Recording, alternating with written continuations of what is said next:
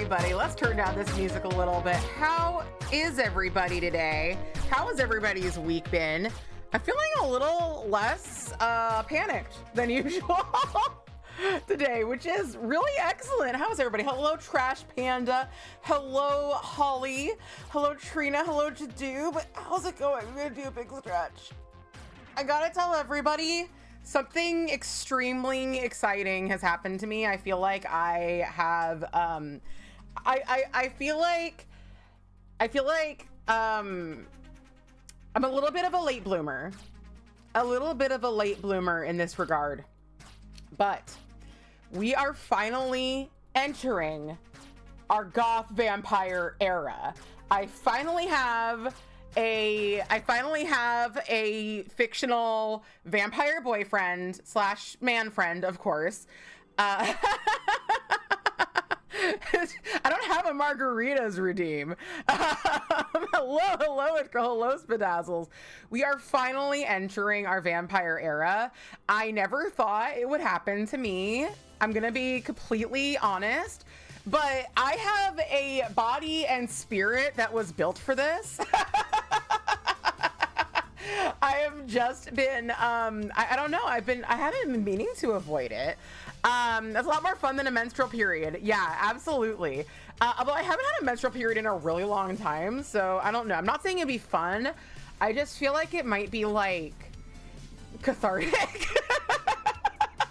You know what I mean? I've had an implant for a really long time. I have an implant in my arm that stops me from getting purgante. Am I purgante? No, I'm not, because of the implants in my arm. So yeah, that implant stops me from having a period as well. So I haven't really done that in a while, and maybe it's time. You figured, but wait, hold on. Yeah, you figured about the dream endures. What would you want the margaritas? What would you want it to say? Because this is a thing that I might be able to do. But yeah, the vampire era has started, and you're all invited. And luckily, I was like, it is Pride. Also, I want to be vampire. How do I mesh these two concepts? And I was like, the hunger. Clearly, the hunger 1983. It's 83, right? It's not 82. I have it in 1983.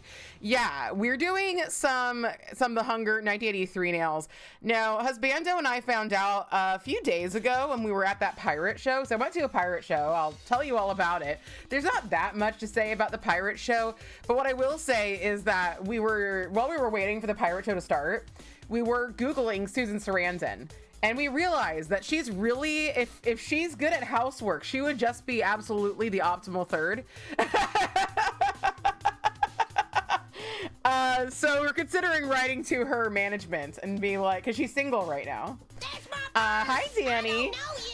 So for, so maybe we'll just make it happen. Your namesake, exactly. The hysterectomy was the bestest surgery you ever had. I'm so happy for you. I always love it when people get their stuff removed and they're like, yeah, fuck yeah. I don't want a hysterectomy, and I'll tell you why, even though I'm sure you don't want to hear it. Also, hello, Danny. I love you if I haven't said that yet. Because when you get a hysterectomy, it becomes easier to have a vaginal prolapse. Adult stream for adults. It's 4 minutes in. It's easier to do that, especially if you have the rough play time. And I have the rough play time. So I want it to stay where it goes. And that is like the reason. That's the reason, You're hoping to meet the Ute soon. You're hoping to get it removed, or to like just have more of a personal relationship. Your ID makes your period more like a comma, not a big pause. That's good. Good for you. I have a period right now. Good Lord. I just opened up hard seltzer. Like, that's what I'm talking about, though. That's like, I know it's like stupid. Well, I'm not going to say it's stupid. That's a judgment. That's what we do in DBT. That's a judgment. But I don't know. Sometimes it's nice to just kind of like be like, I feel awful. And I just want to Yeet the uterus. Oh, yeet the ute. Yes, yeet it. Absolutely. By the way, we do have our good sir, our like official vampire cat Neko Sensei up here in the cloud. I have uploaded the cat to the cloud. Neko Sensei. Neko. Can you look at the camera? Neko. Let's see if I can get him. Let me see if I can get him to do the head through the cloud thing. I usually can. Hi, little baby. Hi. Oh, yes, he's so cute. Yes, there he is. I'm sure you can totally see him. I'm sure you can see every detail of his adorable little face. Come in, come through. Oh, yeah. Oh, this cat he was the best of cats. Oh, you can't see his, like, adorable little claws. His adorable little paws are reaching through the moon, or through on the... Okay, show them all how cute you can be. Show them all the lies that you tell. Well, he's still being cute. He's still being very cute. Look, I'm so glad I swear he like sensed that I got that emote made. By the way, it's so cute. Felix, that fruit bat, that is in the chat sometimes, made those emotes, but also made like they're hand drawn and then scanned is what those emotes are. And then the hand drawn versions are actually, printed out and laminated for the cats. Like, they're actually for like furry badges, but like my cats, I guess, are furries. And they're printed out and put on their carriers so that the vet people can see that they're my cats and who they are. And I need to start sticker bombing their carriers. That's my next goal, because they have hard plastic carriers. And I have to say, the hard plastic crate carriers are kind of expensive. And also, here, we're gonna turn them around. Also, they're so worth it, because if they have an accident, which Shepherd like always has an accident, I don't know why, you could just get a little mat inside and take it out and throw it in the freaking washing machine. It is, oh my God, he's all the way through. He was all the way through there for a second. Oh, he's so cute. Neko Sensei, you're so cute! Ah! Ah! He actually likes it when I tug on his ears. I love you. I love you. Okay. All right. That's my good boy. Hello, Our Lady. Hello, everybody. Haven't said hello to. Let me go back. Yes, now that makes sense. Yeetus the uterus. Okay, there's a great Charles Bush play called Vampire Lesbians of Sodom, which actually nails the goth lesbian vampire vibes. I have seen the movie Vampire Lesbians of Sodom. I don't know if it's the same thing. It probably is. I don't know which came first, the chicken or the egg, but there are so many old like lesploitation films that are like all about vampires. It's like, if you're a lady and you go and you meet an older lady, she's gonna turn you into a lesbian vampire. And I think I speak for all of us when I say that is absolutely the dream. Absolutely. Please come out of me. You're not scared of no prolapse. I get scared of no prolapse. That's what we did. That's our motto for the day. I am afraid of a prolapse. Margarita redeems suggestions. Sender gives recipient with their dream margarita, blended rock salted, river sugared, any which way you like it. I like that one to do. I might, let me copy that. Copy that. I'm gonna copy that and put it in a note. And then if I have the wherewithal, I'll make you some margarita redeems. Because I think that's very fun. It's very cute, very fun. Hello, you are work lurking, and you'll saw an email pop up that is a cybersecurity notification about fake CEO text and email, so you must work with idiots. I can't wait to read it. Incredible. Incredible. Yes, Neko Sensei is too cute.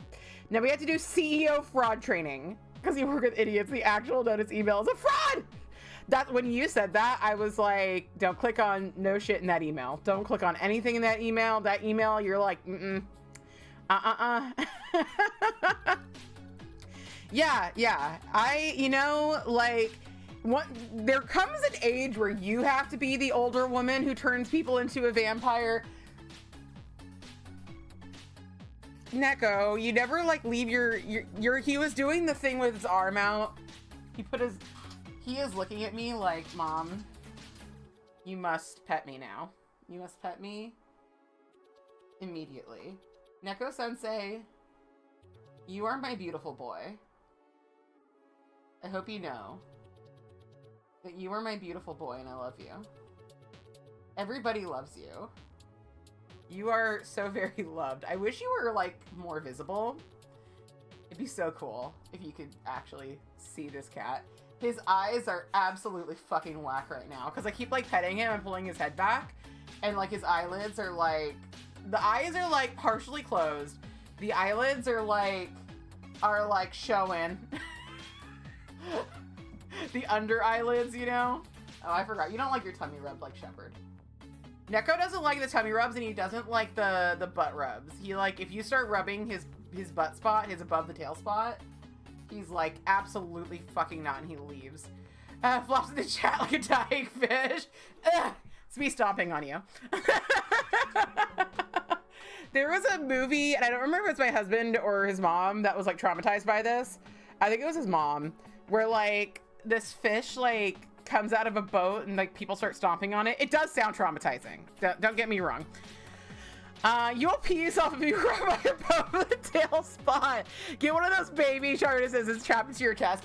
He would love that. He is still, do you see this shit, my liege?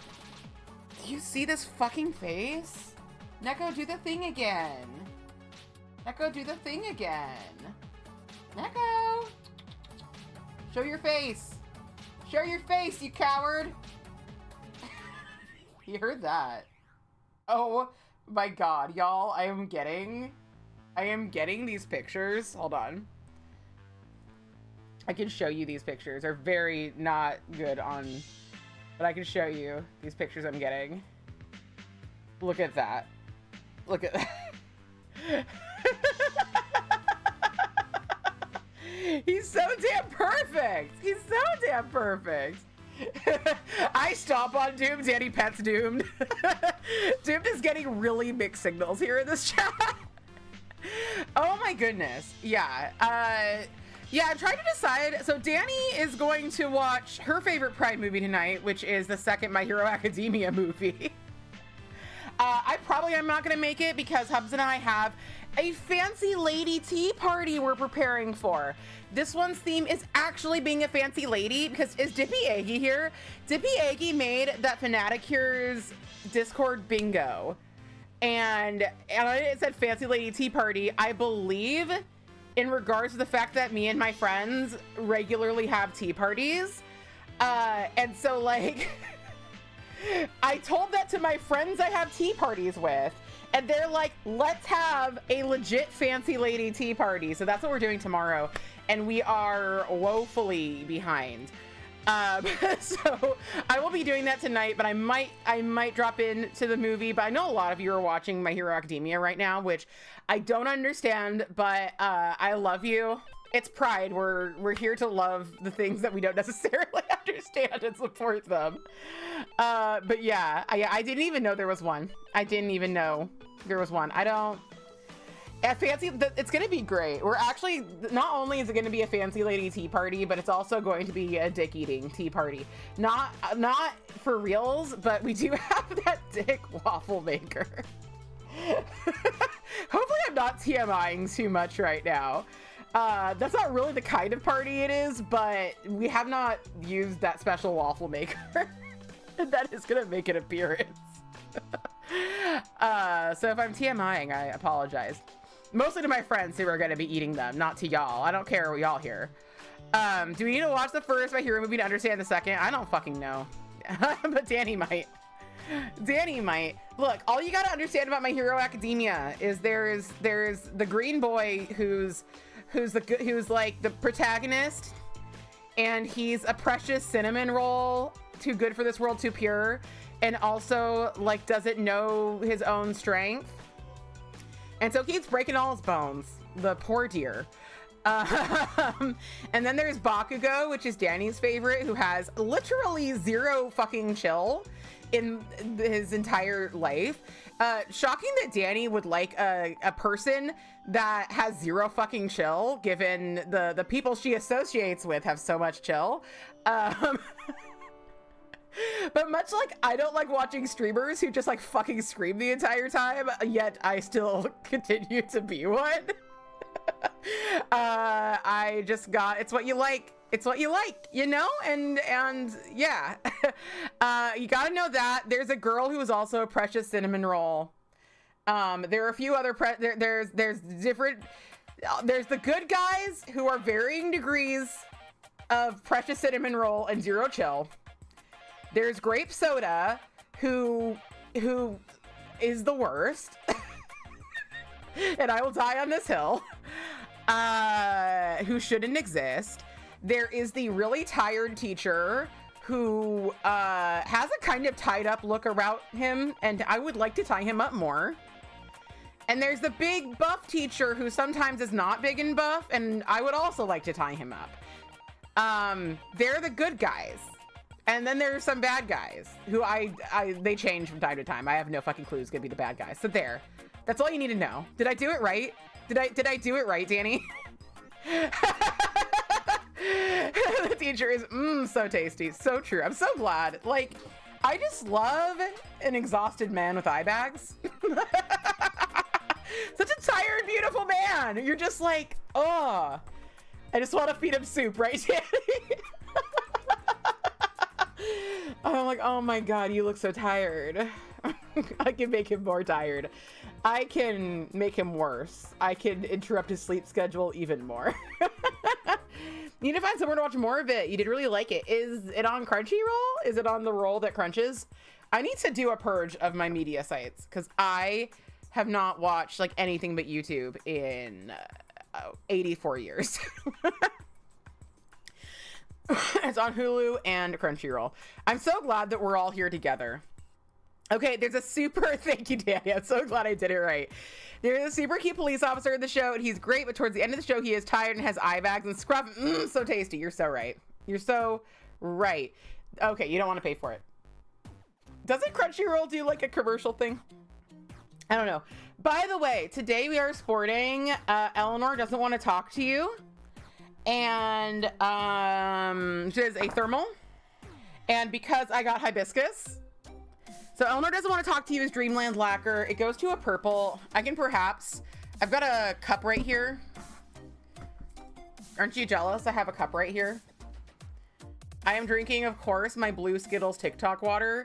I am such, my husband loves variety. And I'm like, every day of my life, I want one Monster Peachy Keen and approximately 2 or 3 blue Skittles TikTok waters.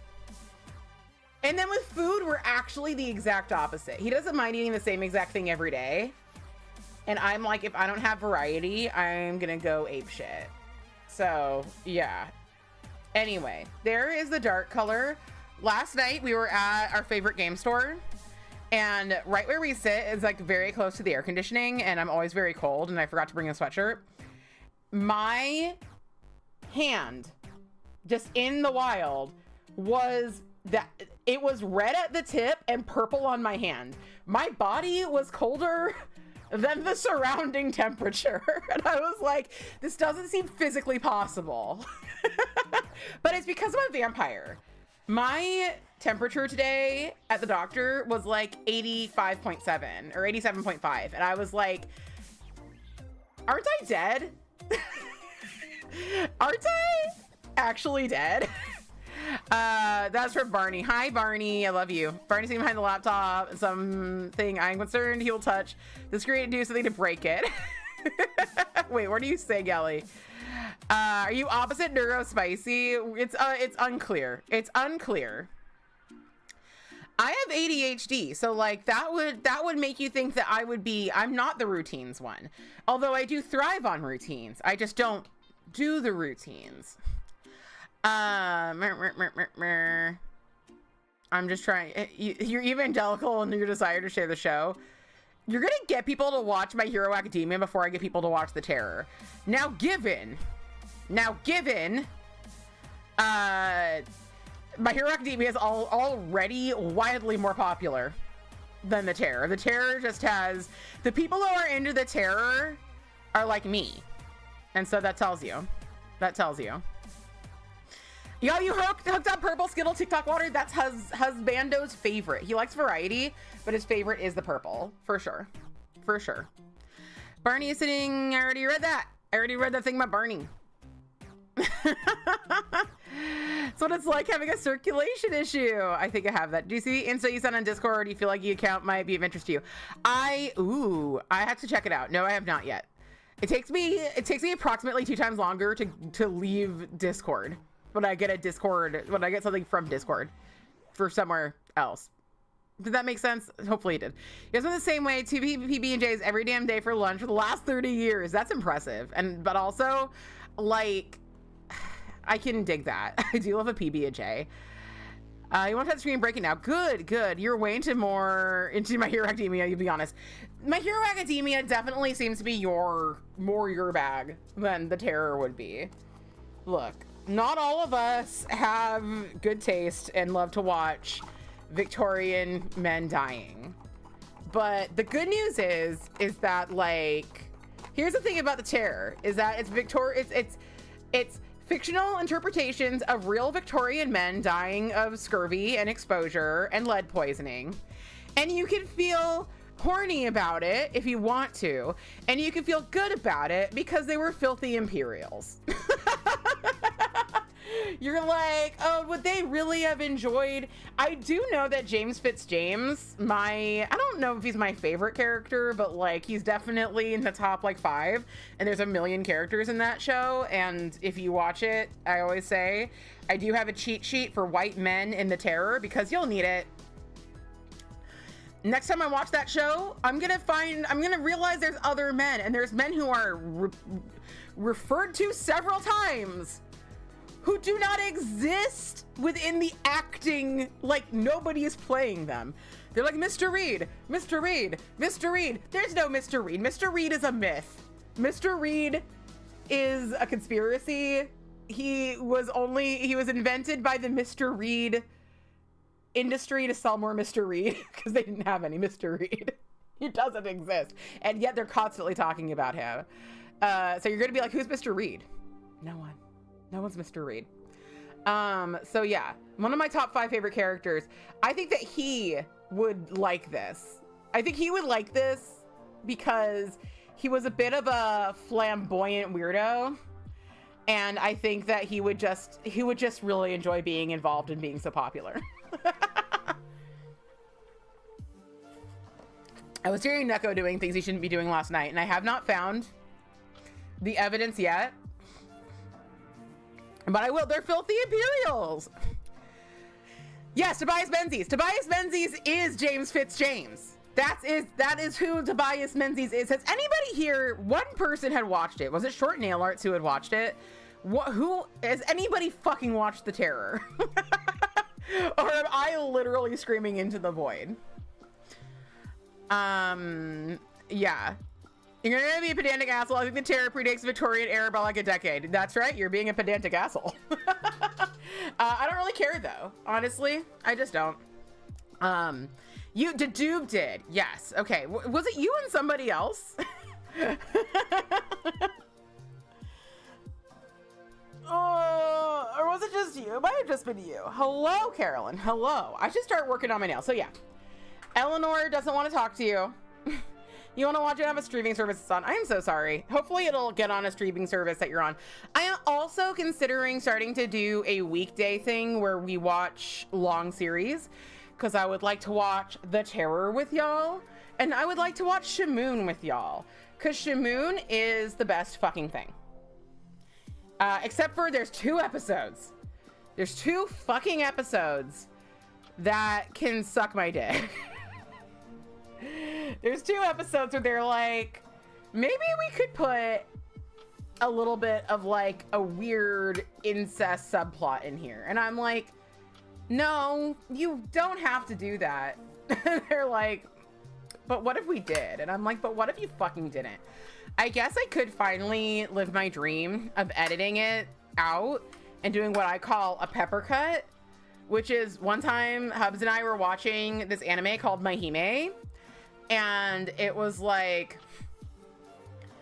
on YouTube labeled the pepper cut, and we didn't realize until like we were almost done that all the episodes had been like random lengths. And then we realized the pepper cut was literally like a cut that Pepper did, that somebody named Pepper did. And then when we watched the real Mahime, it was like, ooh, the Pepper cut was much better.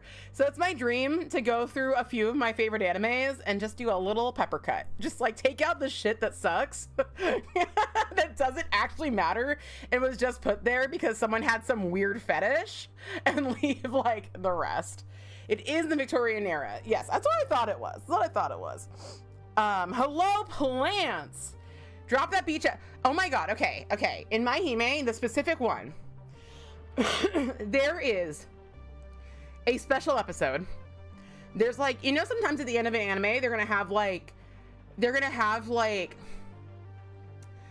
a special weird episode. You know what I mean? They're gonna have like a fun, like we're gonna take a fun one. You love the pepper cut concept. You do it for Made in Abyss. Let's all make our own pepper cuts of our favorite troubled anime. I do also need to get into like my Shamoon files and like fix the syncing issues. I would love to do that. We might be getting either new computers or getting our computers to do better in the coming months. So perhaps when my computer is a better computer, I will I'll get in there and try to like actually edit Shamoon. But anyway, the fan service episode, yeah. I feel like fan service has a connotation that not all of these are for. Like if you watch, say, was it Tsukuyomi? I think it's called. If I'm not Moon Phase. That's not Tsukuyomi. I don't know. If you watch the anime Moon Phase, there's this weird one where like the final like bonus episode is like them on a stage on a ship. Very weird. It's bizarre. Anyway, point is, in my Hime, the special episode, the fan service episode, was like the villain who killed people. The villain who killed people. But all of the women and all the chicks in the show, all of the females in the show, like bury him up to his neck in sand. And of course they're on a beach. And they take turns feeding him really spicy food to punish him. And I was like, this is like too much and not enough. You know what I mean? Like it was like quite disturbing to me, this scenario. So yeah, it was weird. You remember my Hime didn't like that one. It was very fan servicey. Yeah. The pepper cut does not exist anymore. I did a while back find Pepper. I found Pepper's channel, which only had like a couple of like AMVs on it, because you know everything else had gotten removed. And I did say like, hey, I want to thank you for my Hime because I enjoyed that version a lot. They made it way less fan servicey. They made it way more gay. There's like a not gay romance in that, and it is like completely removed. And like the guy from the not gay romance shows up for like 5 seconds in the pepper cut. And like, we were like, who is this asshole? Who's that? Lots of panty shirt, and the main girl had like balloon boobs. Yeah, that makes sense. But yeah, the version I initially watched was like panty shot free, mostly. Let's get all of our shit out. I actually absolutely don't need this many cotton balls because we are not going to be stamping today. We are going to be painting. It's what I like to do, is painting. I feel like I tell this all the time. But like one time I was over at Omi's house. Omi's occasionally here. Pretty Omi, you might see them in the Discord or here. We've been friends forever. Me, her, and the Fruit Bat have been friends. Well, Fruit Bat and I have been friends since like 5th grade, and Omi and I met in 7th grade. And Fruit Bat met Omi as well. But the point is that I was at her house, and like, ooh, thank you, Olive Just. Thank you very much for the follow. By the way, we are still raising money for Trans Lifeline. So just go to the place where you would sub to me and instead you can donate Trans Lifeline. If you're on mobile, you would have to do it through your browser. Log into Twitch through your browser. Make sure it's set to desktop version so it doesn't just bop you into the frickin' app, and you can do it there. But we've already raised over half of our goal. I don't think it actually shows on here that it's half, but somebody donated 25 off of Twitch, and I'm counting that as well. Thank you, plants. Thank you so much. I forgot that I had this dark red. I forgot that I had it because it has a green lid, and I was like, what's this? Oh, it's my dark red. What was I saying though about, okay, enjoy your meeting. What was I saying though about, oh yeah, I was at Omi's house and she was watching some anime, and like in the like next time on, it was like, we'll be back next week with more fan service, and like it was a panty shot, and I'm just like, I was like a child, so I was like, I mean, I was a preteen probably, and I was just like, what is this? But yeah, that was that was you, Danielle. Thank you so much. Thank you. Yes, I have it written down somewhere. Yes, I'm counting your 25. I am counting your 25. Thank you for tuning in today. So I believe that brings us up to 365, which is fucking insane, especially since we're only like 6 days in. And that was like the first day of Pride. Of course, I did do like a pre-Pride.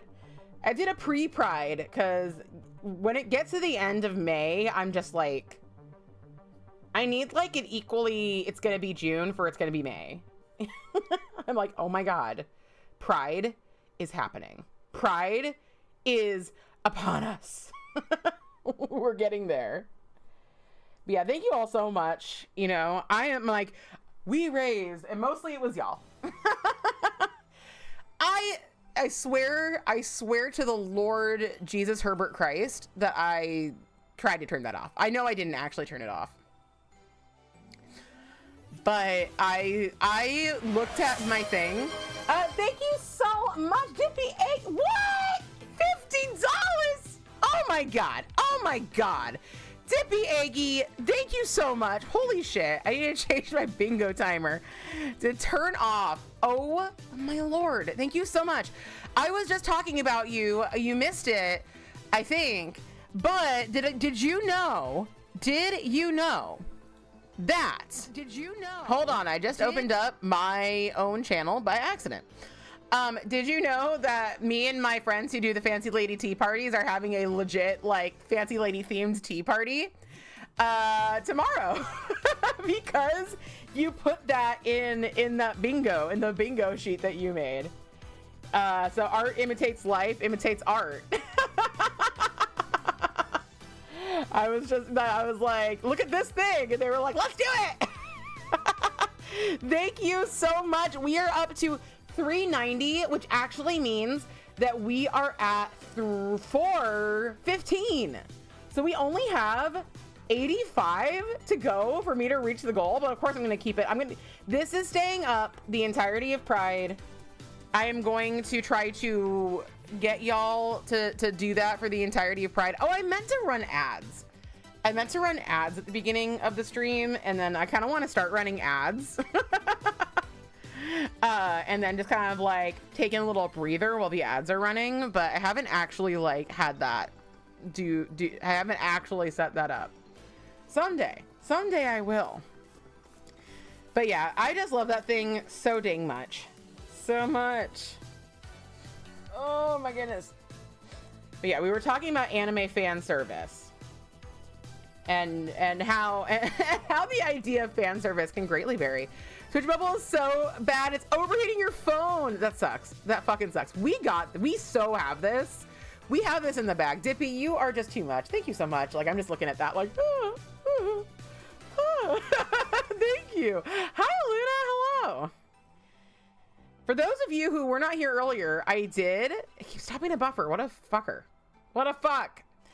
I know they're making some changes for like people's internet speed because they just introduced that they're going to be doing like 2K streaming. And there was some backlash, people being like, but Twitch already does this thing, and then people in different areas have bad internet and they can't watch. But Twitch is going to be doing like variable speeds. Like it's gonna stop that issue from happening, so that you can like output at whatever you want, and then people can they can get their stuff at whatever speed actually works for them. But I don't know if that's already happening yet. We'll see. It is a good cause.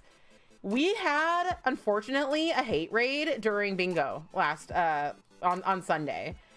And Danny and I were fine, and it was actually objectively extremely funny because this dude had this like what I imagine was probably copy pasta, which was like, you're not a real woman and you don't have an ovaries and uterus and eggs and whatever.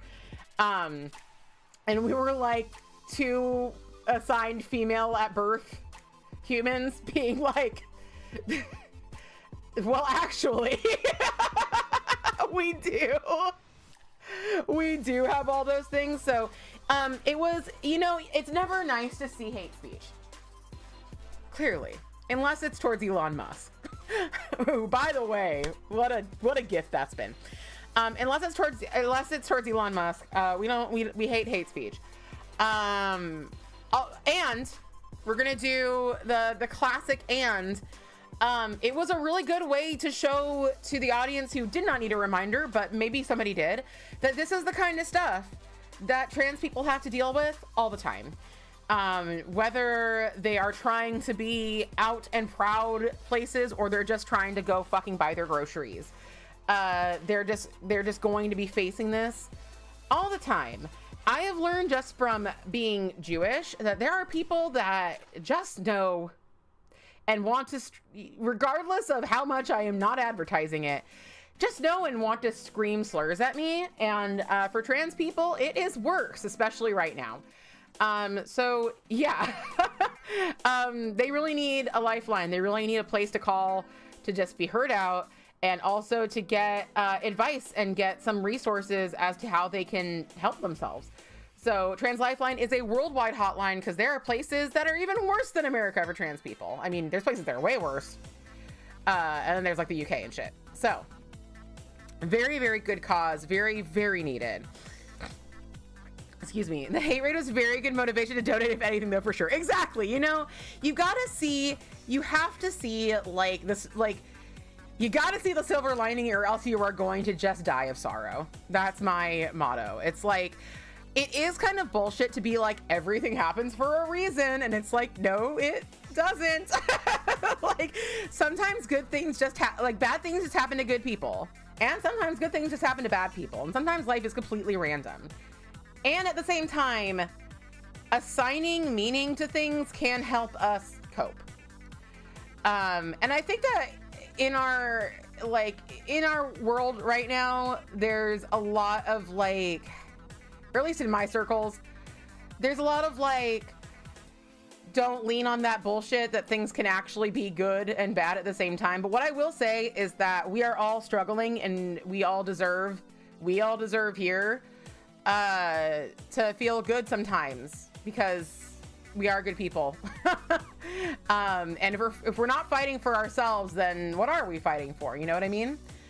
So keep fighting for yourself, keep fighting for other people. And if you can see a bright side, like, God isn't going to smite you down for seeing a bright side. You know, that's my philosophy.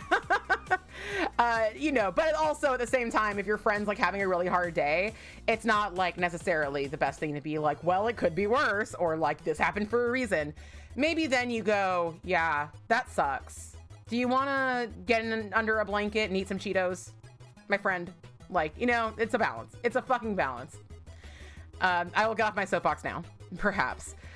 You two kept so composed that happened. I would have been so not, so not. Good job handling that. Thank you. I have, you know, my mom always told me as I was a fat little kid, just like, bullies thrive on your reaction. And again, balance. Like, reporting somebody for hateful behavior and for harassment is not just like giving into the bullies, but like, what sad fucking individuals You know what I mean? What sad fucking individuals. It's Pride Month. They see somebody raising money for Trans Lifeline and they're like, we're going to like spam their chat and like say, first pretend that we're also trans, which I saw through immediately. And then second, like spam them with hate speech. And it's like, y'all, please, like, touch grass, get a life, start loving yourself and each other, because clearly that's not happening enough. I need to look at some images from The Hunger, is what I need to do. Because I have an idea. I'm definitely doing... we really were so much more panicked than we were. Well, I'm glad that we could keep composed for everybody. I'm very glad about that. That's one of my favorite things to do. Not that I'm always composed. But let's see. So I kind of want to do my desire for this Manny. And it's not going to be too visibly lesbian. It's just going to be lesbian and kind of also bisexual, because both of these women are bisexual. In this movie, they both have, you know, have male partners to start off with and then have female partners in each other. And then things change. If you haven't seen The Hunger, we watched it last year. It has some pretty disturbing images. It's a vampire movie, and they do not shy away from the bloodletting. And also it's a movie about aging as well, and different like sci-fi kind of versions of aging. And so there's a monkey that ages really fast, and it's really gross to see. So yeah, so I really highly recommend The Hunger, but if you are really sensitive to themes of animal testing and themes of just like lots of blood, then it might not be for you. And there's also some emotional stuff for me that really gets me in The Hunger, like really gets me, like on my floor on my knees sobbing. Has happened before with The Hunger. Hello, Wendy. You get so flustered when dumb shit like that happens. It's, you know, that's valid. It's really off-putting. And the only thing that really put me off about it, I mean, okay, I was extremely put off by the entire scenario. The only thing that really threw me was that moderation on YouTube fucking sucks. What the hell? Like, literally always says that it's really like she never gets anything bad. And like up until that point, I'd hardly ever gotten anybody questionable on YouTube. So I agree.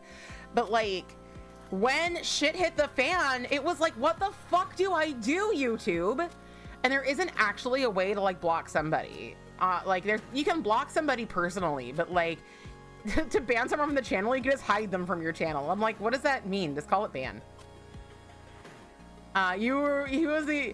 I was one who did not immediately see through them, and you were confused. Yeah, Hubs also couldn't see through them too, and he like came up here and was like, I think they're saying this, and I was like, they are saying that, and I think that they're lying. The thing is that if somebody has good intentions, they usually don't spam your chat like that, you know, and like, and that's pretty much it, you know. If somebody comes in and everybody does a raid call, that's totally a thing. If you come in and they're like, the miners from this Minecraft channel are here to like steal your diamonds, and everybody chat the same thing, it's like, okay, that's a raid call. That's like an expected standard of behavior. But when everybody comes in and is just like bombarding you and just spamming your chat and like it, yeah. But no shame if you did not see that. But I was like, you guys want to overwhelm me. I can tell. This is malicious. I want to see the floor in this movie. I'm like, can I see the floor in The Hunger? Do I need to like load the film from Amazon and watch it? The Hunger also like was the beginning of like the 1980s goth phase. Like the goth that we consider goth today That was like the start of it. Bela Lugosi's Dead is considered like the first goth song, and that is what The Hunger opens on, is Bela Lugosi's Dead. It's basically the music video. I think the music video is like extended and not exactly the same, but it was the history of goth. It was the history of goth. All right, I'm going to Prime Video. I'm going to my stuff. Yeah, it wasn't, you did, everybody said Luna. Everybody was like, Luna got there, Luna did it, Luna fixed it immediately. So you did your best, and your best was great. So thank you.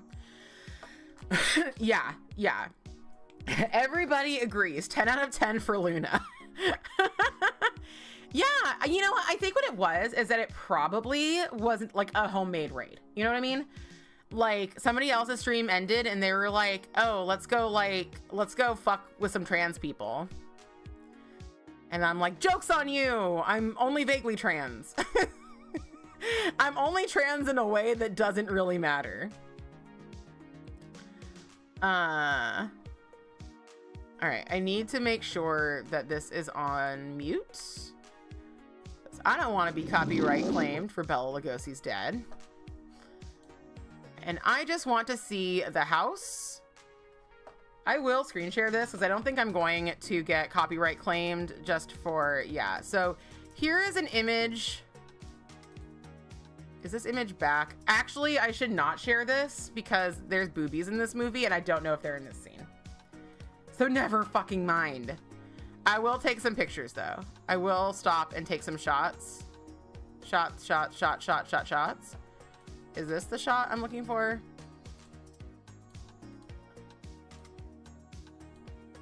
I guess I'm gonna have to like press play and then pause. Because there is a great shot, there we go, of these two onks.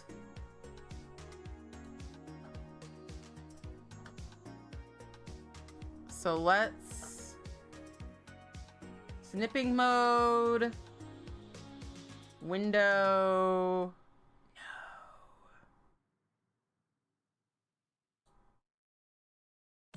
Full screen.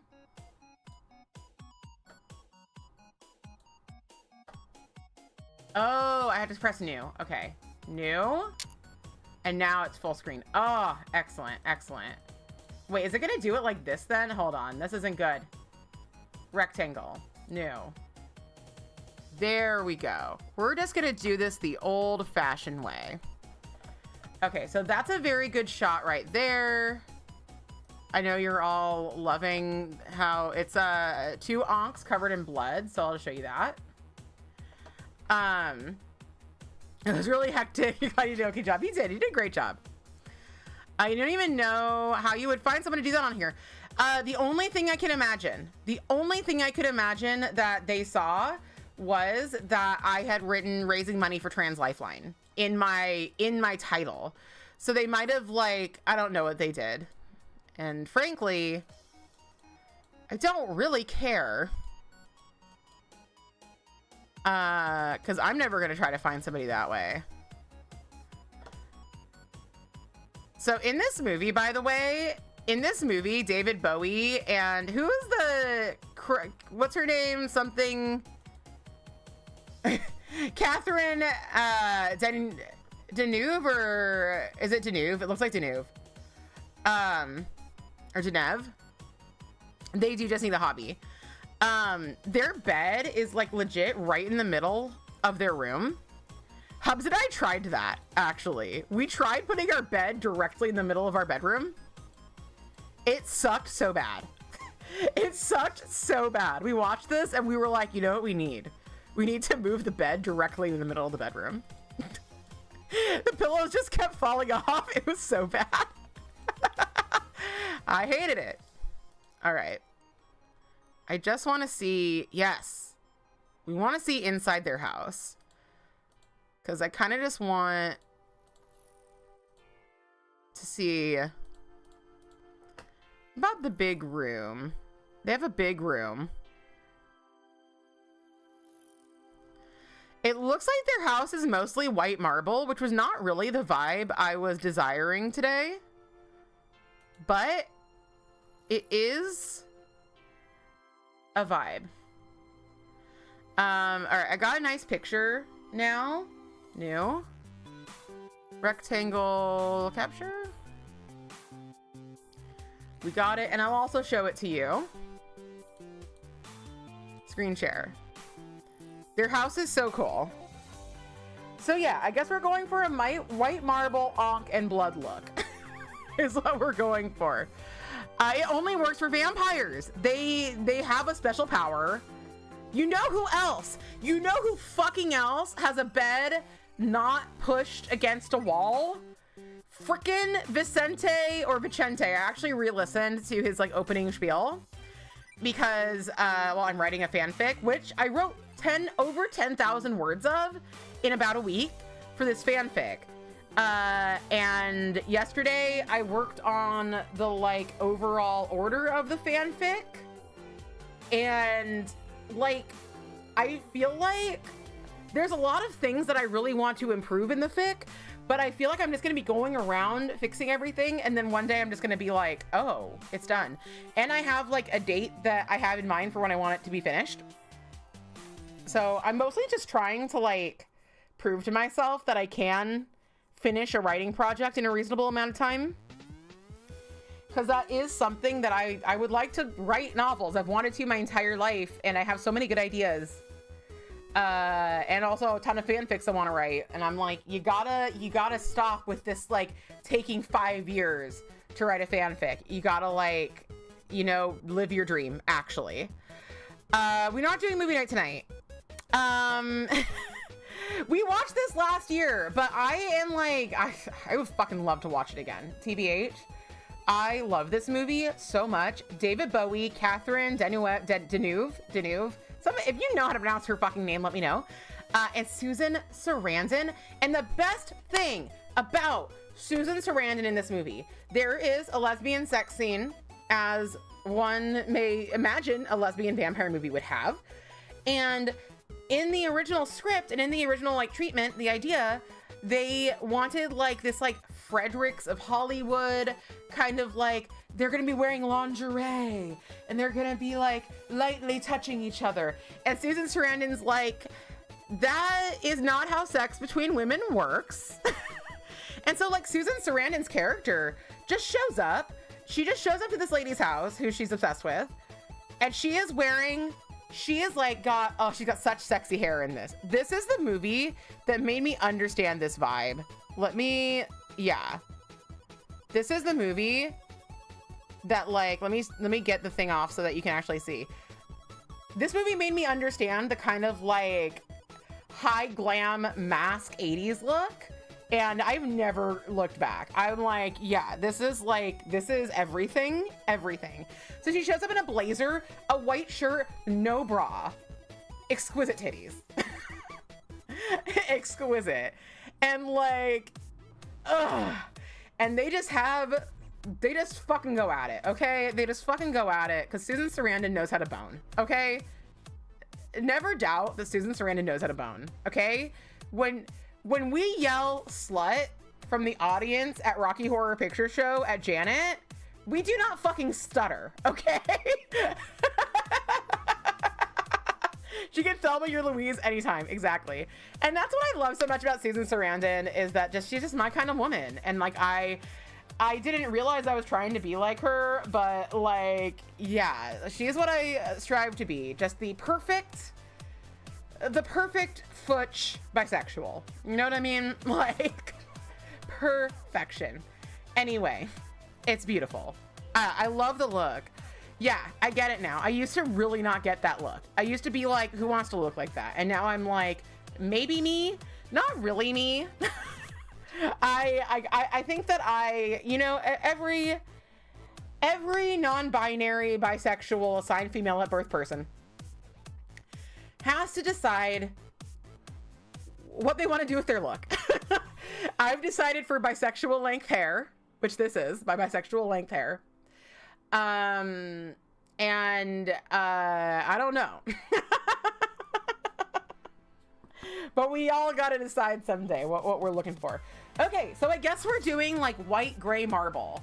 So I'm not gonna like do a pure white for the base, I don't think. Let me try to find a really light gray. Let's move the cat tree. Which luckily, unluckily, doesn't have a cat on it. I do think that this floor should have a bit of a shimmer to it. So let's see what we got that can like shimmer for me.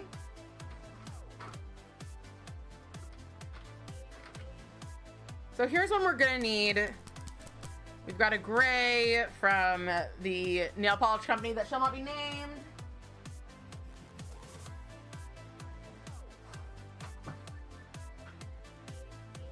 Oh my god, am I gonna use my like least favorite polish? It actually kind of makes sense to use fluidity, but I don't know if I can do that to myself today.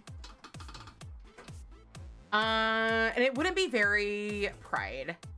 I know, RIP Sassy Nass. I did buy a new Sassy Nass right before the incident happened, so.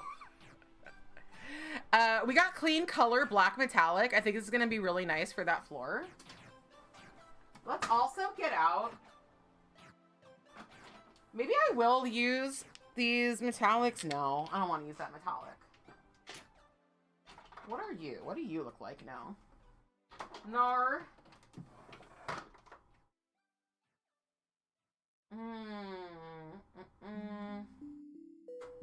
All right, we got Starly AU. That is going to help us a little bit with the gold. Unless I want to do non-metallic metal, but I don't think I do. Hello, welcome back, Trash Panda. Trash Panda, I have a question for you. A question that has been on my mind as of late. Was Sapphic Panic Attack taken? That's the question that keeps me up at night. I literally said it out loud to Husbando the other night. I was like, I just had like a question, like, was that taken? Because it is a really good name, so it probably was. But I know, you don't know, but that's a good idea. That's a good one, yeah. Like, as I was thinking about it, just like, that would have been a good one. Not that I don't love Trash Panda Panic. I'm just saying. Maybe I'll make it your TikTok name. If it's not taken yet, there you go. I got stuck in my lip gloss. All right. Moki is also another, perhaps I'll put Moki up because I think that those onks are a little bit more of this kind of gold, like a kind of antique gold, which makes sense. They are definitely antique. Man, I don't know what's wrong with like the label on my Goldie by Zoya. All right, I'm looking for an extremely light gray, but honestly, this extremely light blue probably is good enough.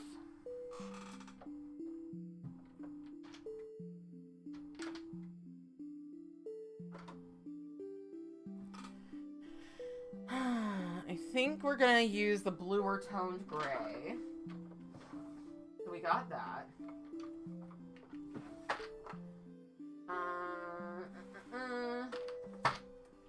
Actually, I think I have something perfect from OPI.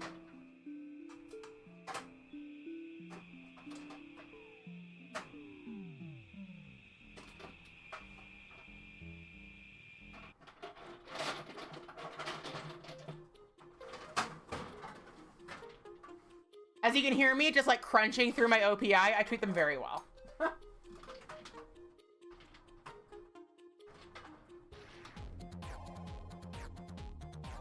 I guess we could use some Sassy Nass.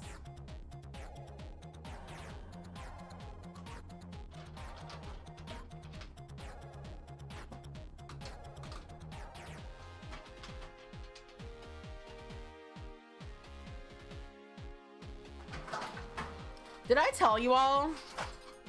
Did I tell you? Hello, Chunky. Chunky, I realized like last night that you messaged me and I did not reply to you. I did not reply to your reply to my message.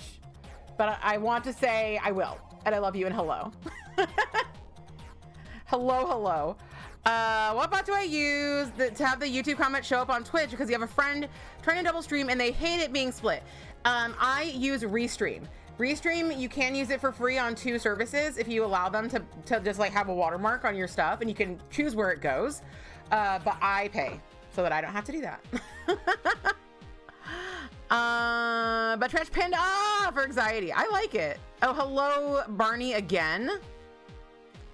It was a Panic Attack. I do like that. I do love La Panic Attack. All right. I also have this. This actually, I think, could be the base. So I think I'm going to use this as a base. This is from the Kelly Marissa. This is Waking Nightmare from the Kelly Marissa box that she made a while ago. Hello, Neko Sensei. Welcome back. Welcome back. Would you like to be in the thing again? Here you go. You can get back in. There we go. He's gone. Oh Lord, he's gone. Or do you want to be on me? Okay. Oh Lord, he's going. All right, let's just start doing this nail art and then we can just like continue a come saw. Let me get my thing. My last mani peeled really early, and it's because I had some like nail peeling that I didn't deal with before I started. And so just like where my nail was peeling just like got worse and worse, like my actual physical nail. But I believe I fixed it, although we do have some like some peels. Neko is the sweetest little baby. That's what you gotta understand, except for when he's not. Yesterday at DBT, Shepherd was sitting on my lap, and then Neko like came up to also sit on my lap. And it was a whole ass mess, is what it was. A whole ass mess. All right. We're actually starting doing the actual nail art.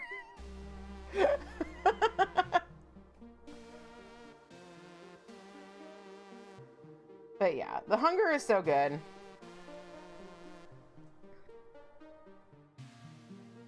I remember when I first like found out that the hunger existed, I was like, how did I miss that this existed? So let's do white marble. At least you didn't miss the art part. Yeah, no, for the first hour, you're almost like for sure not gonna miss the art. Okay, we're getting white marble. Or white purple, as I want to. But yeah, how are you doing, Chunky? I've been thinking about you so much recently. They're so, maybe we will just do the hunger. Maybe we will just, I'll do a vote. I'll put a few things up for vote, and we will decide. We will decide. Okay. This looks pretty good. There's a lot of white marbles here that like, this one has gold in it, and I don't think I want to put gold in my white marble because I don't want it to compete with the onks, but I think I kind of want to put perhaps a little silver, definitely some of that black metallic in there. So yeah, we've got plenty of white marbles to kind of like, oh, if I'm doing white marble though, I could just fucking do stamps. Duh. Okay. All right. So I do want to use white. Okay, white doesn't have to be white. First rule of color. Honestly, white is rarely white, is what everyone has got to remember. This is such a rare polish that we are never going to get again, by the way. Almost certainly never gonna get again, because I doubt that Kelly's gonna work with Orly again. Not tonight. Unless it's going to be next week. Danny is going to be showing, actually, My Hero Academia movie 2 tonight. So only Pride if you're a very specific person, I guess. So this will be next week. Next week, honestly, the choice is going to be probably between this and Jeffrey. The Hunger and Jeffrey. Because I've never seen the Patrick Stewart Daddy Twink movie. And what I will say, though, about The Hunger is that The Hunger fits a Pride movie, as it is one of the earlier, like, I know that, like, during Pride times and stuff, like, Wendy, when she was younger, used to watch The Hunger. So it is, like, 7 CST normal movie time, yes. 5 p.m. PST for the real people. No. For the people on the West Coast. The West Coast. And then you can, you know, just look at what time zone it is and then make it your own time zone. Let me look for some marble.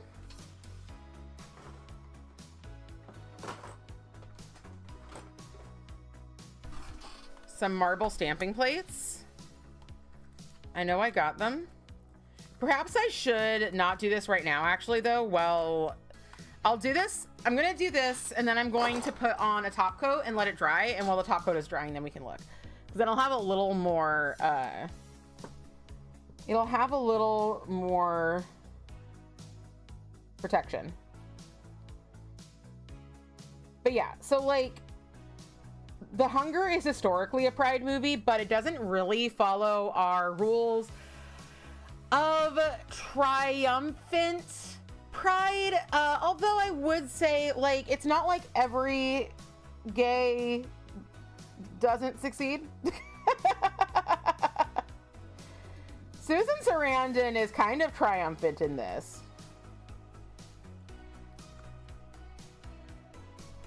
But I will lump it into Pride.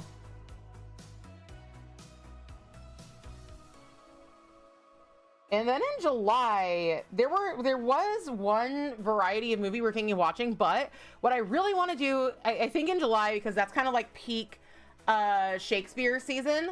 The other peak Shakespeare season is April, but that's Danny and I's birthdays. So I'd rather do stuff more celebrating Danny and I than Shakespeare. But I do want to do a little mini Shakespeare festival of 2 or 3 Shakespeare film adaptations. I definitely want to do Much Ado About Nothing, the Kenneth Branagh. I definitely want to do Midsummer Night's Dream, the Kevin Kline, not Chris Klein. I mean, I don't know who directed that one, but it's got Chris Klein, Kevin Kline, who's not Chris Klein. I don't know who Chris Klein is. If you're Chris Klein, please stand up.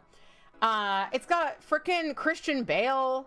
It's got Callista Flockhart. It's got Keanu. It's got Denzel. It's got, like, it's just got... Wait, this is the wrong one. I'm talking about... Y'all, the ADHD is strong with me today. I'm talking about 2 different movies. Point is, though, and I also would like to watch Baz Luhrmann's Romeo plus Juliet. Danny does not like Shakespeare, so thank you. I am choosing good Shakespeare. Here is the problem with Danny's and Shakespeare, although I might be proven wrong. But you have reported that you've only read it and watched high schoolers perform it. This is not historically the best way to experience it.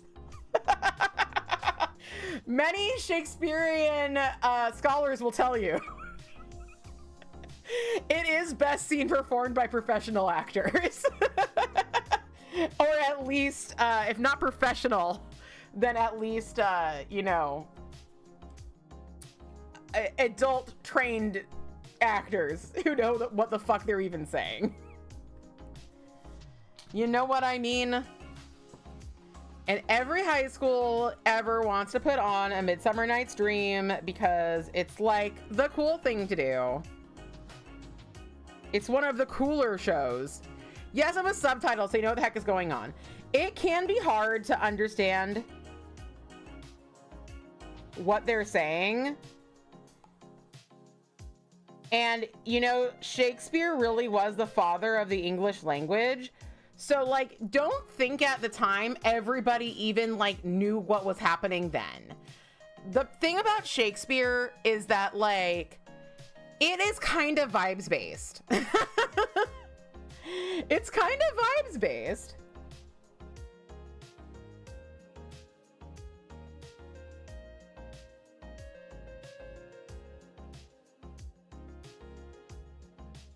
But if you're watching a high school production, not saying they're all bad, but the vibes are gonna be questionable.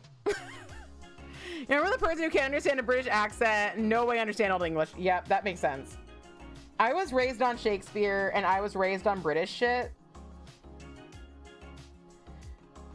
I cannot tell you the number of times I watched, well, both movie versions, both popular movie versions of Romeo and Juliet, both the one from the 60s and the one from and the Baz Luhrmann one. I've watched both of them so many times, but my mom was obsessed with that older one, so I watched it so much.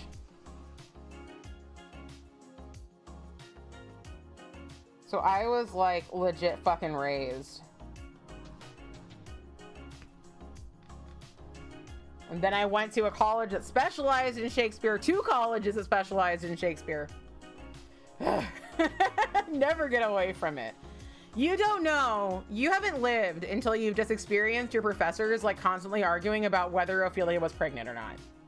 Everyone's just like, she was, she wasn't. They're just like that one picture of like, what's like Plato and Socrates. You're a big Rosencrantz and Guildenstern Are Dead fan, but that is only Shakespeare adjacent. Yes. I did a scene from that in high school, and I don't feel like I was qualified.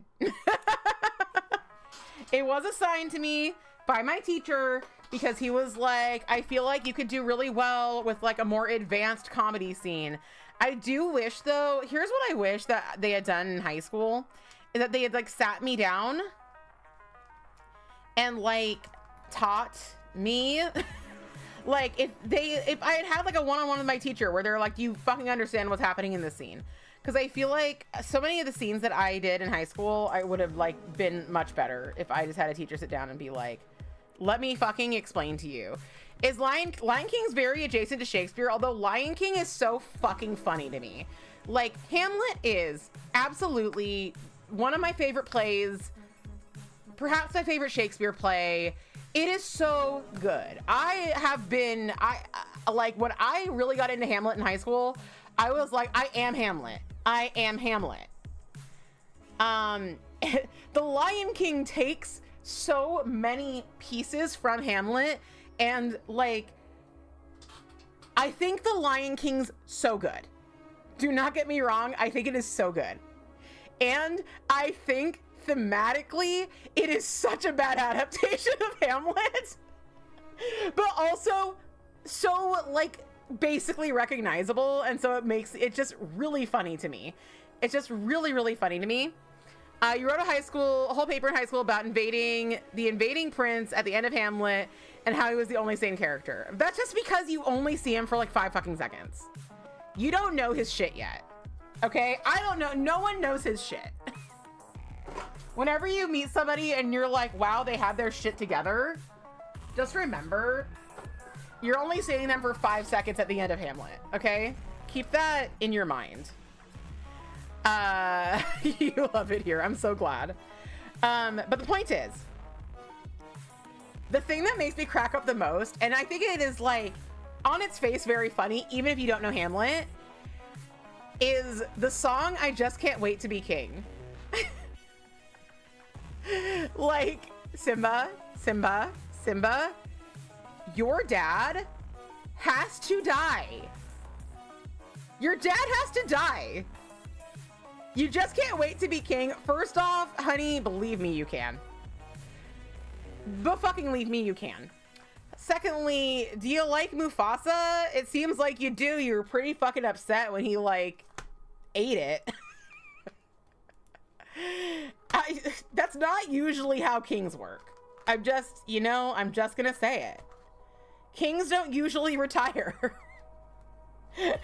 They just don't usually do it. Simba just really believed in a peaceful retirement. I don't think that's true. I mean, I don't think, obviously Simba's a child. Children do not understand shit, okay?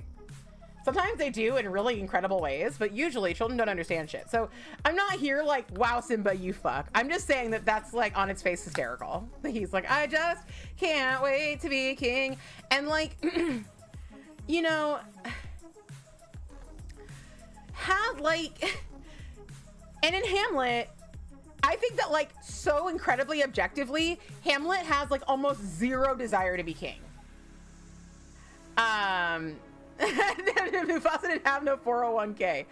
Like, I think Mufasa would have been fine.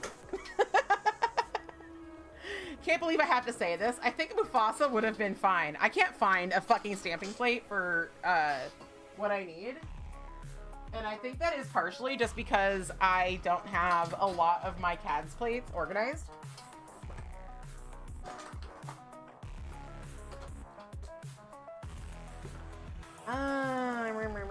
I might have, like, where are my, like, beauty plates?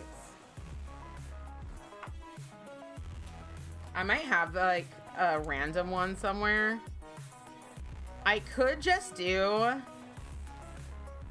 Oh, wait, do I have a big one? I might have a big one. I could easily just do hand-drawn marble. But the lines are going to be so much finer, and it's just going to take up so much less mental space if I can use a plate, you know? Your mom called you doing okay? Funky is sick with the virus. West had no. It's been a week since you got to go visit the itty bitty Funky because we don't want to take the sickness to the NICU. Yeah, that's so, oh my goodness. Is he doing good though? Chunky has an itty bitty baby right now, and we're all just rooting for him to become a big baby, to become a big fat baby. We're gonna need you. Fuck what Hollywood says. We're gonna need you to become a big fat baby immediately. That sucks so hard. All right. We are moving through these plates. I feel like there was a plate that I didn't buy that had exactly what I'm looking for. And am I kicking myself right now? Yes, but also it's okay to not buy things, you know? It's just okay to not buy things. He's doing okay, still fighting for sure. He gained 10G, but then they aren't sure if it's real weight gain or water weight. I hope it's real. Next time you see him, send him all of my love. Every single ounce. I have a lot of space for it. In my big old boobies. But yes. He is a little miracle. He's such a little baby. He's like when I call my cats baby, only real. You know what I mean? When I turn to my cats and say you are a literal human baby. As I am wont to do. All right. If I don't have, where is my purple? I actually don't. Oh, there it is. I guess I could look through my big binders, but I really don't think I have it in my big binders. You can't wait to go visit. You're hoping they will be able to do a skin to skin. Oh, yeah, absolutely. That's good though. You deserve a good happy cry. A good happy cry. And soon, hopefully, this will all be behind you. And we will just have celebrating. They will be celebrating in the streets. There will be burrito blankets.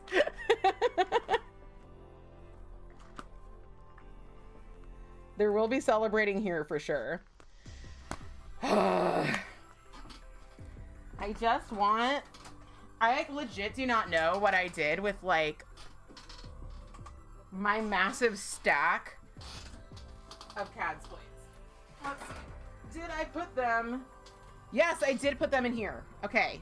We're going to look. We're going to look at my massive stack of CADS plates. I'm always missing approximately 80 plates. Okay. And also, I accidentally, like, ran over a bunch of my CADS plates because they fell on the floor. Because I am a good owner of items. You know what I mean? I'm, like, really great at owning items and treating them with the respect they deserve. People often say that about me. They're like, I want my items to live with Stephanie. Because I know that she's going to make sure that dumb bullshit doesn't happen to them. I'm like, yeah, that's my specialty. If there are no plates like I'm looking for in here, then I will just do it by hand.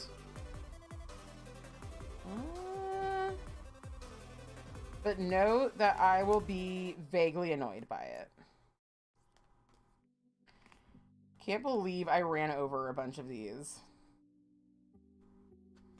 That's just like the real kicker.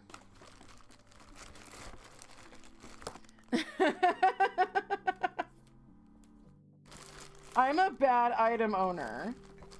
I did treat my car though. I did like treat the leather in my car, which is very, very cool. I was extremely proud of that.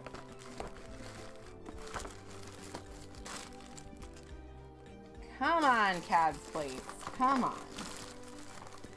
Give me what I'm looking for. Give me the thing I am looking for. Alright, they're not giving me the thing I am looking for. So looks like we're just gonna have to do hand-drawn, which is gonna be a bit annoying just because, like, I do wonder though. I do wonder if my big binders have it. It's mostly going to be annoying because it's going to be so thick. What time is it? Okay, it's 1:30. We have some time. Perhaps I have marble I've forgotten about in these plates. Let's see. Let us see.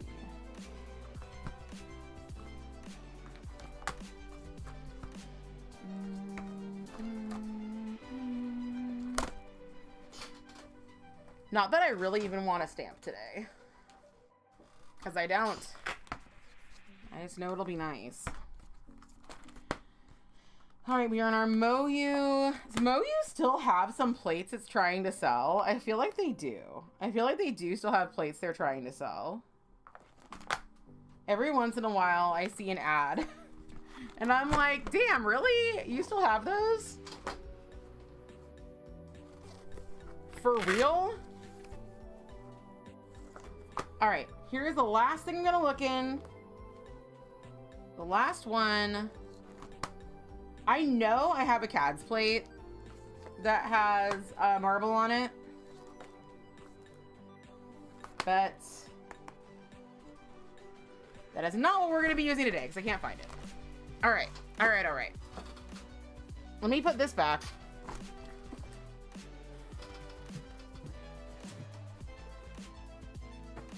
Put you back, okay. I'm also wearing my headset like behind my head today. Not my headset, but my earbuds behind my head.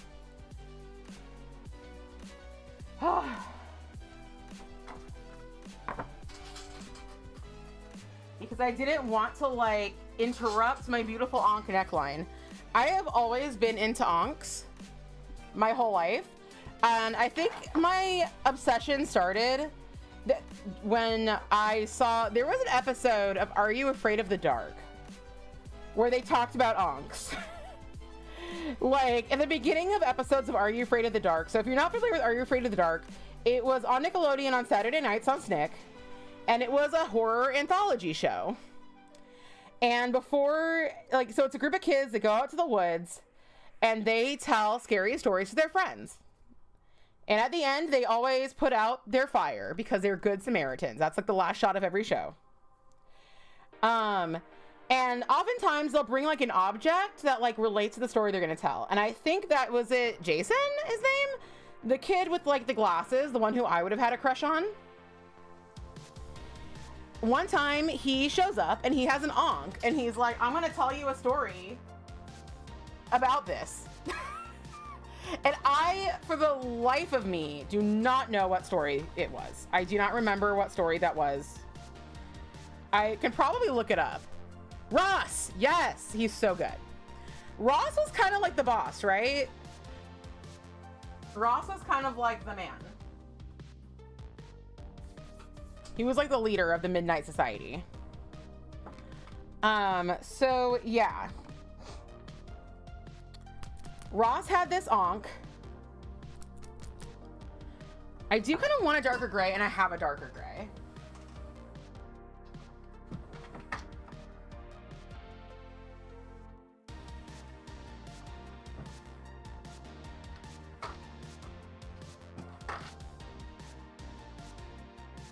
I don't know where my darker gray is.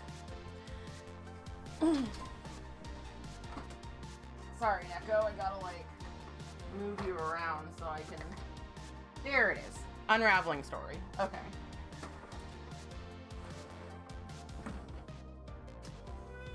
Yeah, let's bring Neko back. Okay. So we'll do a few little like kind of things. So yeah, I think that's where my obsession with ankhs came from, was from the random episode of Are You Afraid of the Dark that Ross was like, this is an ankh. And here's a story that vaguely has to do with it. My favorite episodes of Are You Afraid of the Dark? There was one that has to do with a dollhouse. There was like a little girl who was like becoming one with a dollhouse or something. And then another little girl who had to like save her or something. All right, I'm just gonna put some like random lines and splotches. So it looks like when we're dealing with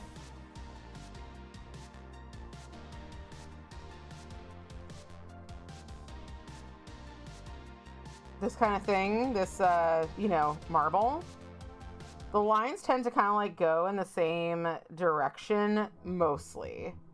There also is some like splotches of kind of a lighter color. So we're just gonna kind of like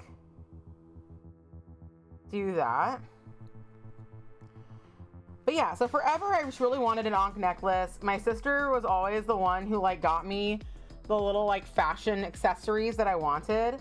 I know in middle school I really wanted a spiked collar, and my mom was like, no, I'm not gonna get you a spiked collar because like that has a connotation. And I was like, what connotation? I don't know, I'm literally 11. But my sister did get me one. She did get me one, so I had a spiked collar, and I think I might still have it. I might have finally thrown it out because it was in a really bad shape. I do want another one though, for sure. Because now I know it has a connotation, and I want to have that connotation. I'm like, yeah. It's like that part in Velvet Goldmine where like freaking Maxwell Demon's on TV, or Brian Slade, I guess, and like Christian Bale's like, that's me, and he's like, everyone's a little bit bisexual. Then his dad gets all mad. That was me. Or that's me now. I don't know. Point is, everything can come back to Velvet Goldmine if you try hard enough and believe in yourself. Okay, so we got this. I guess I'll do it on my thumb too, because why not?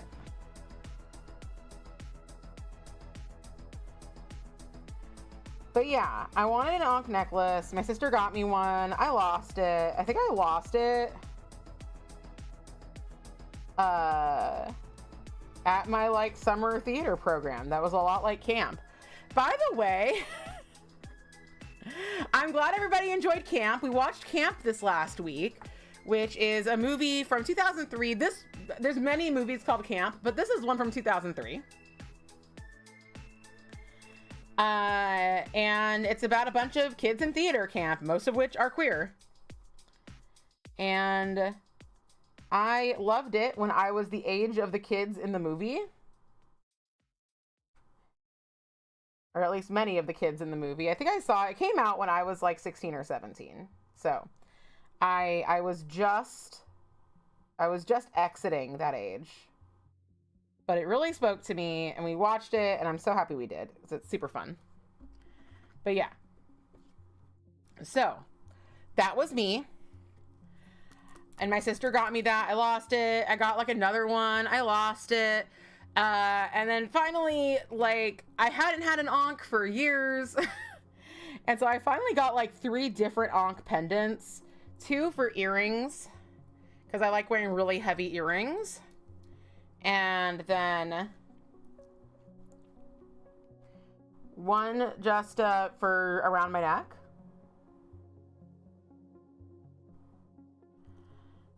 And yeah, I have been wearing a memento mori around my neck recently, but the one that I bought is like way smaller than I wanted it to be. So I actually think pretty soon in the next few months, I'm going to be using my 3D printing skills to actually create my own memento mori. And I'm really excited about that. I'm actually probably going to be starting silver casting.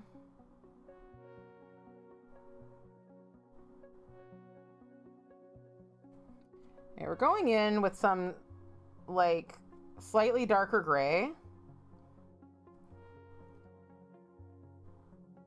that I'm like working in on the lines of the lighter gray, and I think I might go back with the lighter gray to make sure that there are some like solo lighter gray lines as well, and even some like dots of the darker gray. And then we're going to come back with this black metallic that I think is going to be really good. And then if we have to,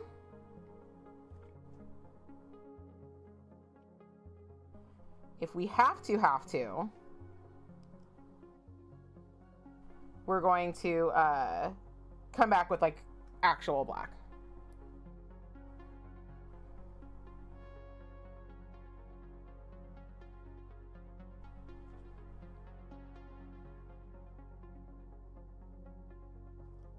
I should probably do a little more like feathering out.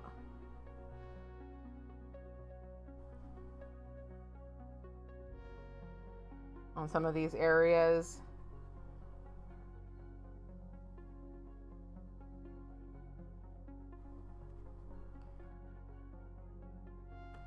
But even if it's going to be a bit of a mess for now, I think it's really going to read. And isn't that the goal? Just readability. Being understood. It's one thing that I learned in theater school that I really hold sacred to this day. When I was in lighting class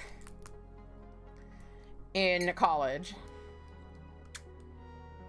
the instructor asked the class, what is the #1 purpose for lighting in theater? And of course the answers were like, for mood, for this, for that, to tell the time of day, blah, blah, blah. And the instructor was like, no. It's visibility. You literally have to be able to see what's happening on the stage. Like all of the mood lighting in the world. Is it going to help you if nobody knows what's happening on the stage? And I think about that a lot in many varieties of my existence. I'm so glad that your seltzers are working. Seltzers are definitely my alcohol of choice. Most everything else makes me sick. So when you're doing your nail art, the number one question you should be able to answer is, can people either in life or on Instagram, wherever you want to share, because for sure, like, that's two different audiences. You know, do you want it to look good in a picture? Do you want it to look good IRL, or do you want both? And whoever your audience is,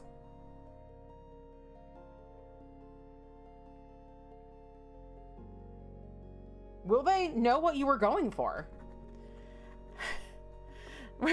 Back with Cursed Pride Idea, non-binary DSM. Is this like, are we talking therapy now? Be sure to diagnose your non-binary from the DSM.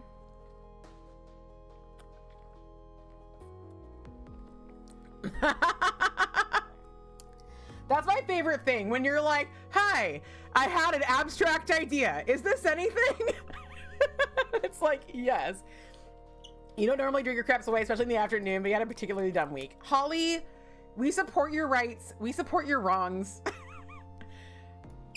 I will not. Sometimes you just like, some people have a drinking problem. And what I consider to be a drinking problem is when you drink in a fashion that causes you either mental or physical or social disturbances that affect your life and those around you.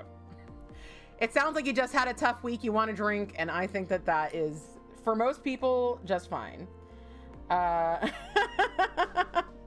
Been cramping for 2 weeks. I hope you're okay, Sassy. Jeez. Get better soon. Go to the doctor if you need to. No bueno. I was gonna say humans are not made to suffer like that, but honestly, babe, maybe we are. We're all still living, right? Maybe we fucking are. But yeah, I try to live by the what is the purpose of this in art to be understood. Now, given there's some art that is purposely made to not be understood, and that is like totally fine. But like, I'm writing that fanfic right now, and I keep getting like tempted to just like do something like fancy and weird. And sometimes I just have to remind myself, like, maybe you just want people to know what you're talking about. No drinking for you, though. You prefer to garden. Well, how fanciful. How fanciful for you. Your siblings have that issue. Somehow it skipped you, thankfully. My alcoholism, like, seriously runs in one side of my family. My sister and I, like, couldn't be us. It's very strange. I am, like, a non-addictive person. I wish I was more addictable sometimes, like, for real. Not because I want to, like, get addicted to drugs. But I would like to form some habits. You know what I mean? Now, given there are things that I'm more addicted to, like my phone,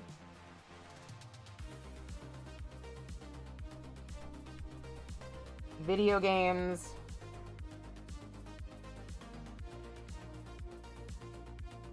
but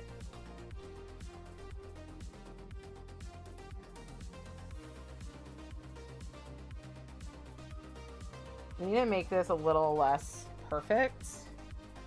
I'm gonna do a few, like,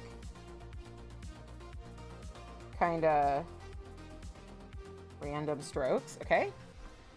Random strokes for random folks, you know what I mean?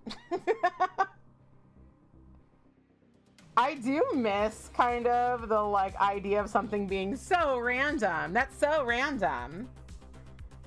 But then at the same time, I was like over the so random thing pretty quickly in like my teenagedom when it was like, that was like the height of comedy. But things come in cycles. Are you snoring? Oh my God. He sounds like an elephant. Hold on. Let me see if I can get it for you. I doubt you'll be able to hear him snore, but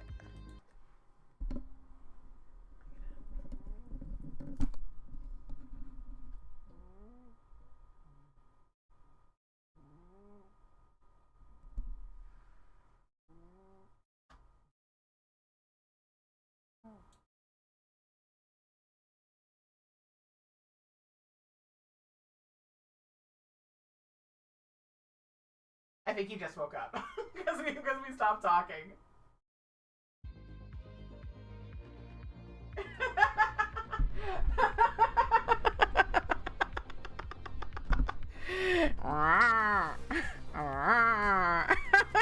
Remember Bill saying, yeah, such a spaz too.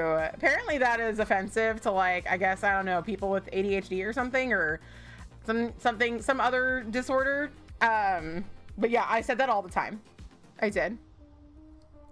And he's so cute. Not only at all, better than Jogs, right? It can be. Look. Everything in moderation, even moderation. That's what I always say.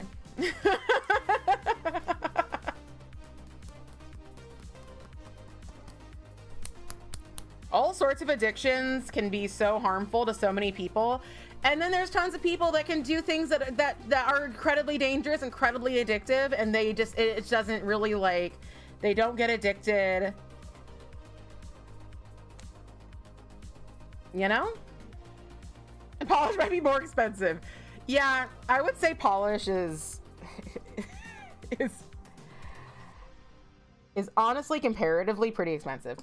Okay, we're coming in with a black metallic from Clean Color. I love this Clean Color metallic set. I got it on Amazon. Is Clean Color a good company? I don't know, probably not.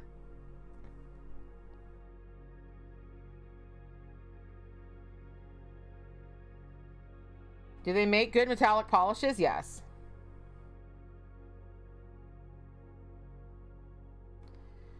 I need to do a few more like forking off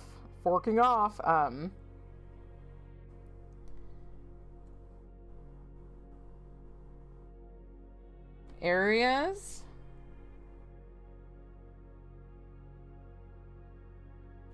Of this. And I need to be sure to like get to the edge, you know?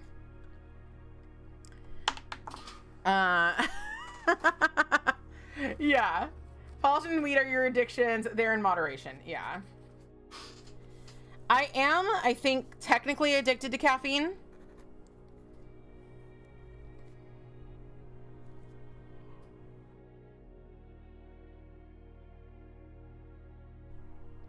And I think I'm probably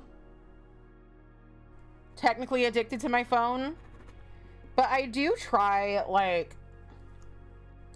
my phone time has been like way higher recently, but also just due to like ergonomics, using my phone to write is my preference.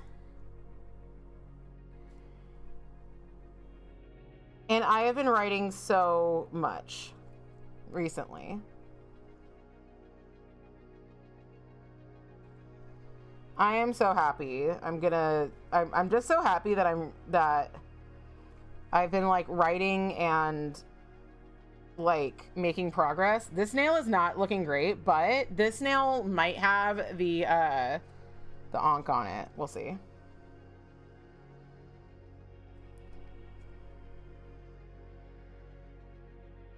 think I might have just done something that like normal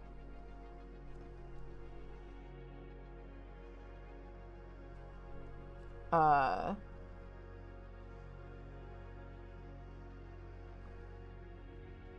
whatchamacalls it Marble doesn't do, but I think we're okay. You definitely get a headache if you don't have your morning coffee. Yeah.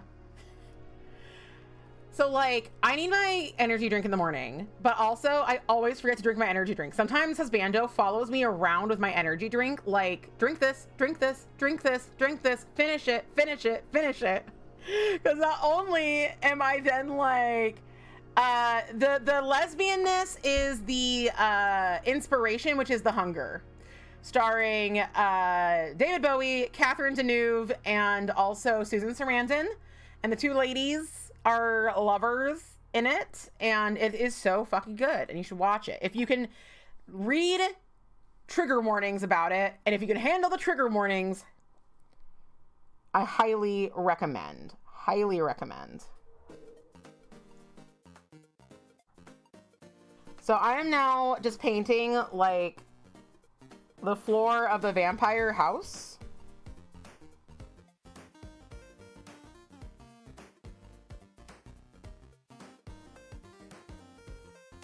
I guess I'll do 2 onks to, like, represent that it's people, like 2 different people. And I'm currently finally going through my vampire stage, which, as, like,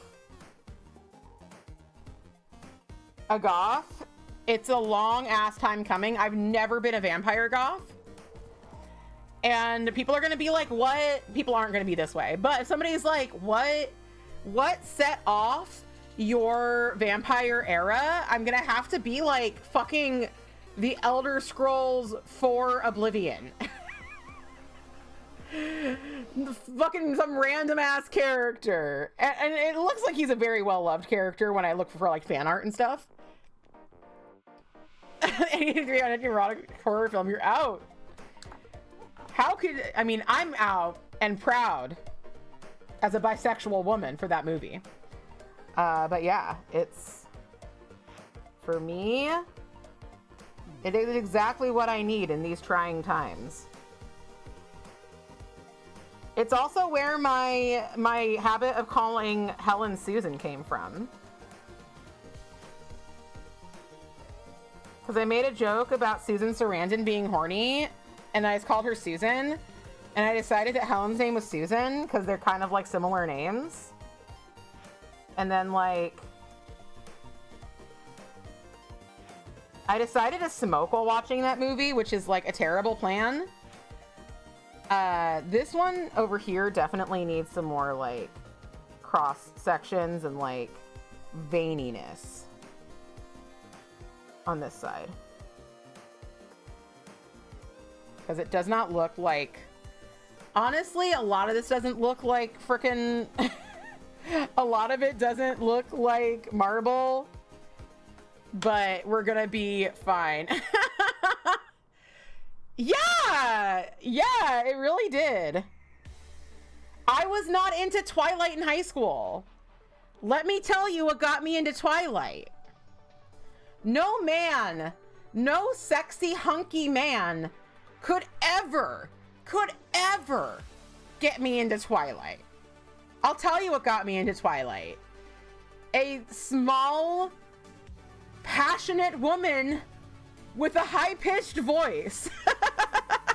My weakness and a Virgo got me into Twilight. No, Nikki's nails. I am not Team Edward. I am not Team Jacob. I am not Team Bella. I am Team Nikki. I watched it because of Nikki. Our first, the first Twilight's so good. In my humble opinion, it's a comedy, it's a romance, it's exactly what it's meant to be. I think that they knew what they were doing with the first Twilight. They did it, and they did it excellently. The next ones, they had their ups and downs. They had their high points and low points. The first one, though, is gold, in my opinion. In my opinion, as a comedy lover and as just like a general fantasy lover, I just think they did such a good job. I'm gonna get a dark brown, by the way. They should have ended it at the wedding. Nobody needed to see Kristen Stewart that way. No one needed to see Kristen Stewart that way. But no, I wasn't into it. And again, it was a little late for me. Twilight was a little late for me. I remember people who I worked with at Indy. So I had to have been at the youngest 20. People I worked with at Indiana Jones at Disneyland. If you don't know if I say people I worked with at Indy. People I worked with at Indiana Jones at Disneyland, I remember they were reading it. And I think it was, no, Nikki's Nails, the nail artist, and also my BFF. Let me tell you how. So a lot of people, because Nikki doesn't stream really anymore, although she is setting up a stream room in her beautiful new home. Love a lady who does all the why we love and hate Twilight stuff. Which one is that? I watch a few people. So, back a few years ago, the CGI baby was hilarious. Back a few years ago, in my Discord, somebody was like, hey, there is this new nail streamer and she is doing 30 nights of Halloween nail art. We just saw y'all cheating on Danny. I was cheating on Nikki with Danny. That's what you don't y'all don't even know, like, for reals, y'all don't even know. When I first met Hillary, when Hillary from Mediocre Manny's came to my house, I mentioned Nikki's nails and she was like, I don't know anything about her except you're obsessed with her. And I was like, yes, I am. And I'm not worried about, like, Nikki knows all of this. It's all consensual. We're good. We're good. We're all good. We're a very happy sextuple. We're fine. But yeah, somebody came into the Discord and was like, hey, I think actually it was Bree's Discord, was like, hey, this chick Nikki's Nails is doing frickin' 30 nights of Halloween nails. And Nikki used to do that. She's taking a little break, but like I think she's gonna be back on it pretty soon. And I was like, 30 nights of Halloween nails? That is fucking insane. I must see this fucking insane person. So I joined her stream and I was watching, and she was streaming, like, it was nights, but it was like days. She was streaming at like 4 a.m. my time, but like I like logged in and like we were just, I just fucking loved her. I just thought she was the funniest person. There is a podcast episode. There is a podcast episode with Nikki's Nails. So you can listen from when she came and visited me out in California, which was like, she was here for 2 weeks. If I can tolerate you for 2 weeks, baby, it's on. Okay, thank you. Hillary finally followed your cross-stitch Insta. You made it. You really did make it. So yeah, like, I just thought she was so fun and I just became a fan. And I was just watching like every single day I could. And I was just always in her audience. I was the first person to ever subscribe to her when she got affiliate. I'm so glad, Holly. That was incredible. It was like, that was peak stream, I gotta say.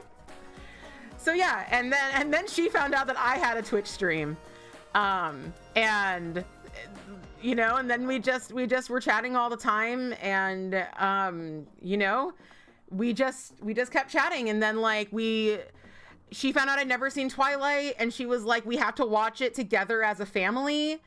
And I was like, absolutely. Also, when I got into The Boy, okay.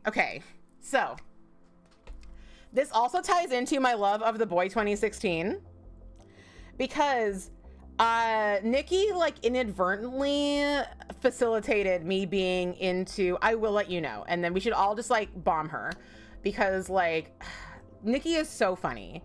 Nikki reminds me a lot of Jenny Nicholson.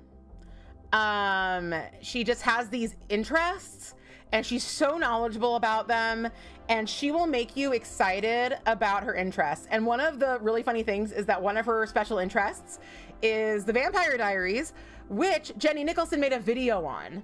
And so it was really fun because I was like, oh my God, I know, because of Jenny Nicholson's video. Like most of the things she's into, I'd much rather hear her talk about than actually like be involved in the thing.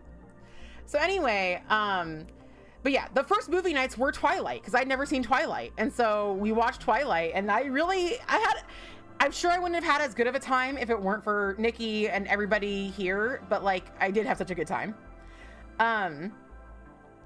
But yeah, so I was on YouTube and I saw a video by Ryan Hollinger that was like The Boy and its insane plot twist and sequel. And I was like, oh, it has an insane plot twist. I'm gonna go watch it because I think it's only rated PG-13. So I'm sure I can handle it. So I watched it and I was like, that was so fucking weird. That movie was so fucking weird. So then I messaged Nikki and I was like, because Nikki used to say she didn't like horror, but she was wrong. Like, objectively. Like, a lot of her favorite stuff is horror movies. It just is. She's just wrong. So many Street Bingo spots are getting marked with this story. S tier BBU Bingo Kiss S tier moment of 2025. Yes. So anyway, like, I was like, I just watched The Boy. Have you seen The Boy? Because I can't stop thinking about it. And Nikki was like, oh my God, like, people on Tumblr went crazy for that movie. People people were like going feral for the wall boy. A lot of my terminology came from Nikki. People are going feral for the wall boy. And I was like, people are going feral for the wall boy. Like, why would they do that? Why would they do that about the wall boy? So I went on Tumblr and I started searching and I went, oh no, the people are me. I have gone feral for the wall boy. The people are me. So I messaged back Nikki like, oh no, I have been awakened. And then I found out that the fucking call was coming from the inside of the house. Nikki also is feral for the wall boy. So if you're ever like, why is Stephanie obsessed with weird, malnourished Victorian men? It's really Nikki's fault. So you should really blame Nikki. I do think I would have gotten there myself anyway. I do think I would have eventually gotten there myself.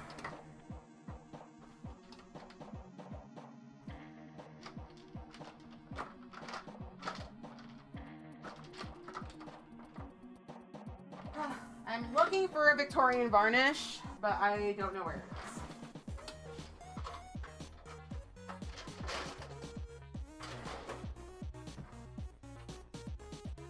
We may have to go back to the brand that must not be named.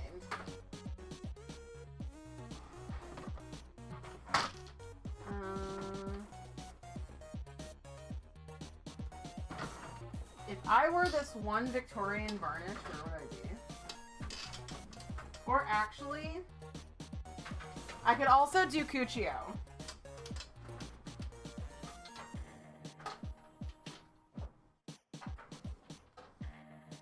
All right. I'm gonna do the base of these onks with brown. I wonder if I will ever go feral for a wall boy. A girl can dream. Look, you can do anything you set your beautiful mind to. We're all one good fan and edit away for going feral for a fictional man. You're so right. You're so right. And you should say it because we shouldn't feel bad about that. Okay, it's only 2. Thank God. Let's look at that picture I got of those onks.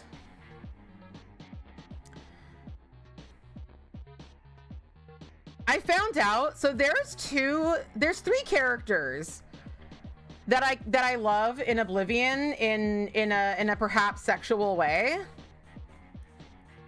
One of them does not really make any sense to me, but I'm okay with that. He's just a very adorable,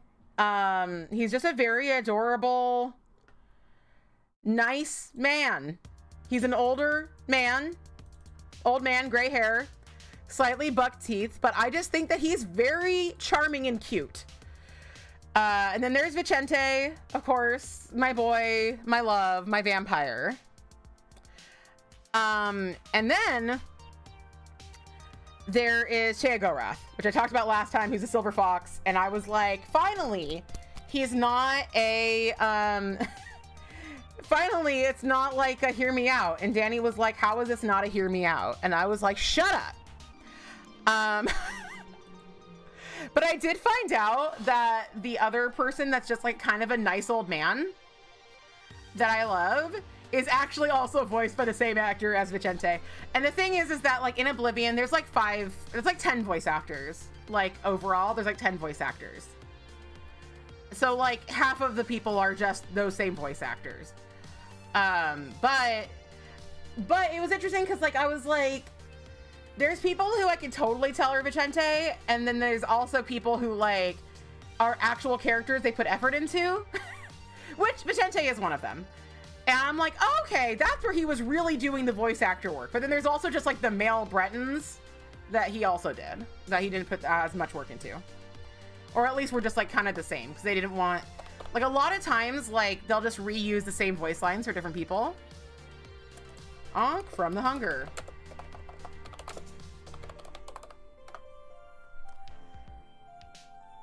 Oh my god, is somebody actually selling... Okay, anyway. I do want a full-on The Hunger Ankh replica. But they are difficult to come by. But yeah, now I have a lot of examples, though. A lot of them are silver instead of gold, but they are 100% gold in the movie. This might also be something that I might have to like learn to cast myself. So we'll see. We'll see. Anyway. So yeah, we've got some Hunger 1983. We've got some examples. We've got some from the movie. Let me get this larger brush from Hollow Taco. And we're gonna go in with brown. Oh, I wasn't using my big light. I need a new big light. I really do. I need a few new lights in my house. But the kind of lights that I want are really expensive.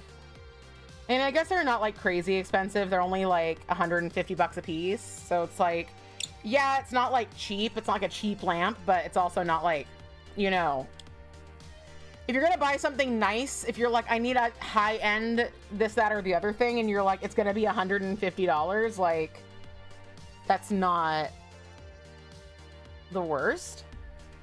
Okay, what I'm going to do, okay. Let's go back to this image. Let's put the two Ankhs here. So we'll do one. And the top of the Ankh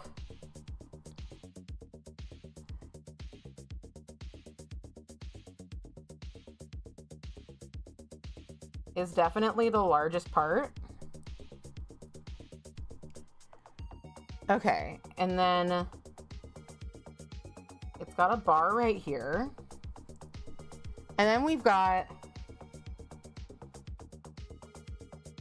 that. That looks a bit too wide. So I am going to just take a little brush and I should have known this was a risk and done we'll just do a bar and not try to do too much detail yet.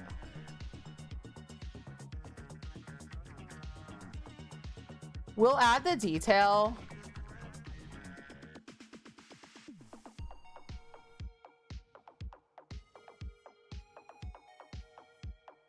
later.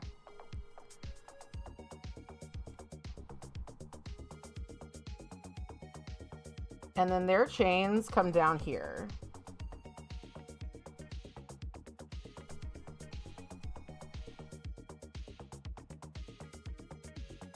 They come down like that. So we got one Ankh. If the light's gonna last a long time, it's worth it. Yeah, absolutely. We need, like, I really hope that we start getting, like, quality goods again. I would really, really like that. This enshittification of everything is driving me nuts. I also think I need to refresh my lipstick. All right. And then let's do another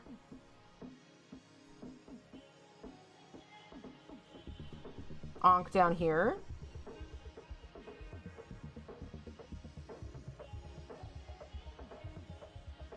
Kind of a different angle than I was going for, but I realized I had drawn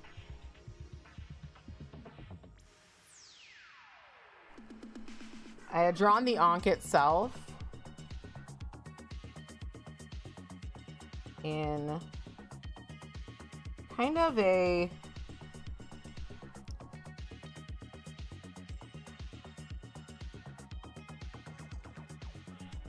not perfect way. I'm gonna have this one's chain be like two things coming out of the same side. And that should be fine. So there is the base of our onk, or both of our onks. And then we're gonna come in with Moki by Zoya. I think this is probably the first time I've used Moki by Zoya.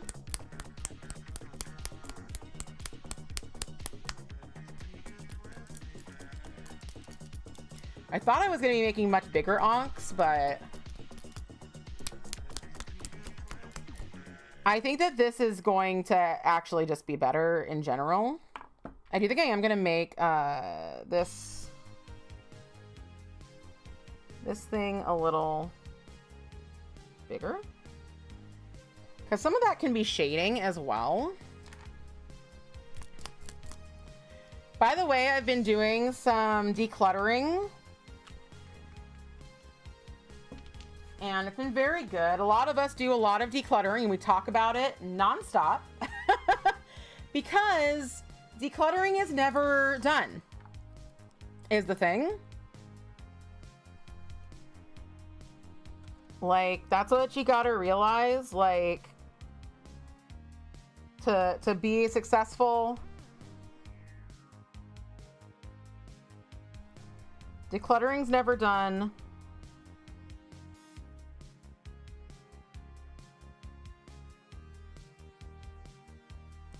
You have to pay attention to your inflow,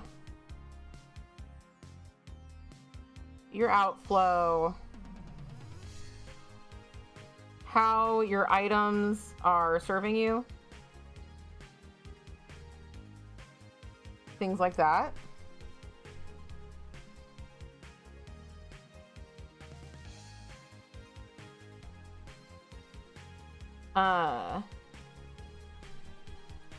But I recently watched a video about like the concept of a place for everything and everything in its place, which is a real struggle for me, and I know is a real struggle for a lot of people. You're like, where is the place? Where's the place that things belong? Because I don't have places where things belong in my house. And that's like me. I mean, I know not everybody's like that, but that's me. And I heard of this really amazing technique that is it makes so much sense. But the technique basically is, when you see an item, when you're picking up an item and trying to decide like where it's supposed to go, think of the first place you would look for it. If you wanted to find that item, where is the first place you would look for it? And of course there are some items, especially for me, that I was like, well, I would look on this stupid table because I know exactly where it is. It's right there on the table where I shouldn't have it. But if you say, where's the first place I'd look for it, that can tell you where it is. And obviously no decluttering advice is one size fits all. And if you're gonna come in and be like, I can't declutter because this, that, and the other thing, like, I can't help you with that. Like, there are reasons, there are excuses. I'm not here to judge what's what. All I can say is I'm trying to do it for me. Because I want to have a better life. And so this is the kind of stuff that's helping me. But yeah, it's been so helpful. And the video that I watched was so funny because the lady had 3 different items. She had a postal scale, like a scale for her mail. And she was like, okay, this thing is useful. I am going to use this thing. You get so tired of your kids' socks in the living room, so you put the laundry basket in the living room by the couch. Allie, genius! Genius! We have like 5 trash cans in the living room. And a recycle. Does trash always end up in them? No. But it helps. I have 2 trash cans in the kitchen. One big one and one that I just have next to me while I'm cooking. Cat medicine time! Yeah, exactly. There, in my opinion, and I posted about this a little bit. There is like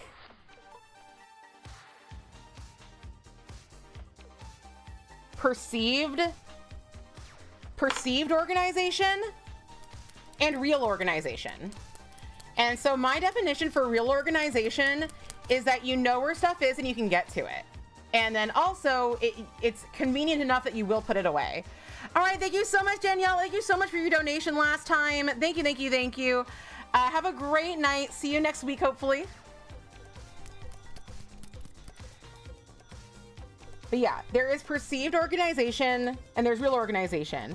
And so one thing that I have been struggling with is that I put a bunch of like drawer dividers in my mini painting station. One sec, let me just do this really quickly. Get like really deep in here really quickly.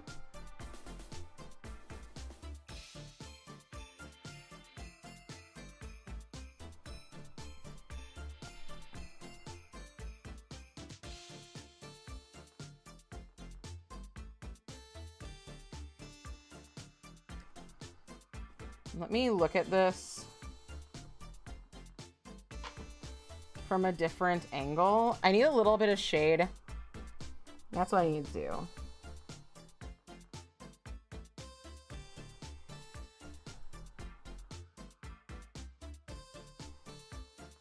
A little bit of outlining and shade on this one onk. And I'll show you the progress up close because I know that this is hard to see. Hold on one sec. Let me get my... got it.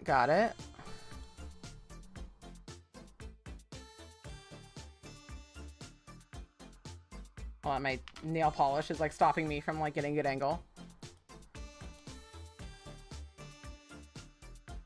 You're looking so good.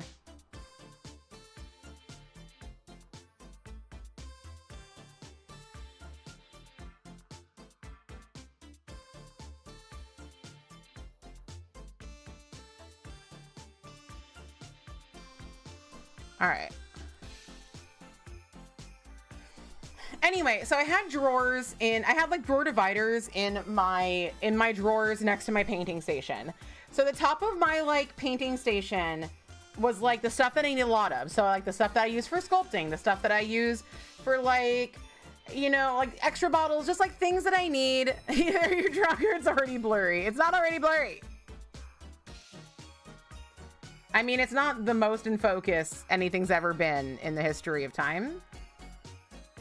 But I would say it's not blurry. Maybe now it is.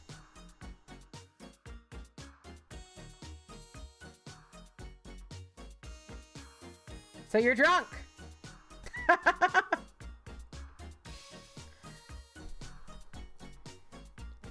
All right. But yeah, and then like lower in the drawer, I also have these drawer dividers. And the thing is is I never ever like remember to put things back in the drawer dividers where they go. And then also there's often things that are kind of larger that I want to leave in there that I need temporarily, like boxes with certain miniatures in them or things like that, just like random stuff that's a little bit bigger. And so I was like, fuck this shit. I don't need a drawer divider in here. What I need is just to know what's in here, and then I'll open the drawer and then I'll be able to reach in and like find the shit, you know? Like I'll just be like, oh, that's in here. Let me go reach in and find it. Because like you don't have everything to have everything to be organized in a drawer to be able to find things in a drawer. You just need to put things in the correct drawer, is my opinion. And for me, the struggle is putting stuff away more than it is getting stuff out. So like, and also I need to remind myself too, because I do this, I have this like convenience bias, and we all have this convenience bias.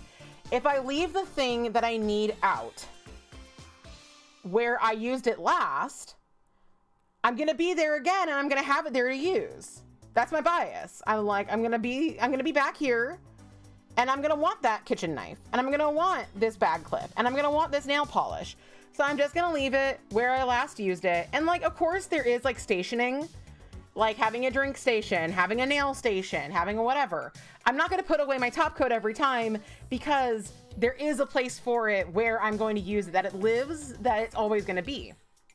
But for stuff like a screwdriver or just random stuff like a box cutter or something like that, if you put it away but in a place that's like easy enough to get to, and more importantly easy enough to put away, because if you need it, you're gonna go get it, and then you want to be able to put it away too, then you're always gonna actually know where it is, and that's so much more convenient than it already being out, because if it's already out, it's just gonna be cluttering up your space, you know? You have to have containers and drawers to organize nail arts and stuff. Too many tiny bits. So I don't know, Holly, I don't know if you follow Clutterbug, but Clutterbug actually has different types of like organizers. And so you would be one of the micro organizers. I'm a macro organizer. So there's 4 different types that she covers. It's butterflies, which are like me, which are like all children, but like the least amount of adults. But I don't believe that's true. But anyway, and so we are visual macro. I work best when I can see everything, but it's all in one big category. So that's like me. Then there's ladybugs, which is hidden. Yeah, you're also a butterfly, which is hidden macro. So you're somebody who wants everything put away, but also needs to be big categories. Then there's crickets, which are visual micro. You thrive with little categories, but you want to be able to see it all. And then there's hidden micro, which is cricket. My mom's a cricket, which is you want it put away and you want it organized into little things. And so like, I think that's, you know, the beauty of, I mean, I really like Clutterbug, and that's the beauty of her method, is that she's not like, this will work for everyone. And I think we're seeing a lot less of that in the world in general, a lot less of like, this will work for everyone, and more like fit your lifestyle to that. So yeah, like if you know your style, that is so good. If you know what you need. Okay, and what I need is some nail polish.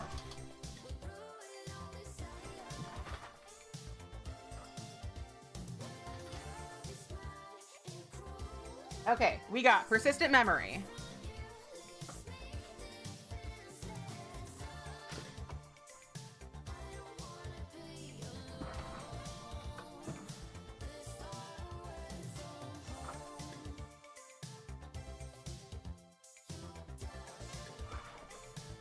Oh, sorry, Nico. I do need to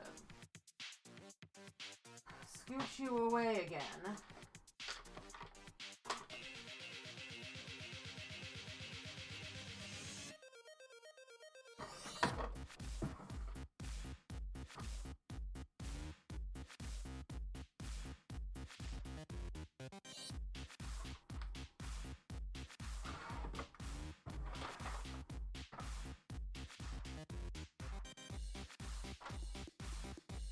Naughty.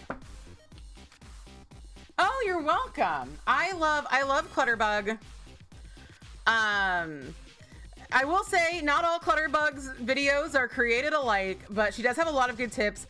But she also is like definitely like an algorithm person who's like, she does a lot of videos about decluttering, and she also does a lot of videos about like cheap Dollar Tree hacks. And I don't necessarily appreciate those being on the same channel. But yeah, she does have a test you can do, and then she has different videos about how to organize for those different types. So highly recommend that. I'm getting one more jelly or one more. Oh god, I got that brown. I can use the darker brown. I could use a darker brown. But yeah, like I like macro is more important to me than visual. Yeah, I can actually just pull her up for you right now and drop you a link.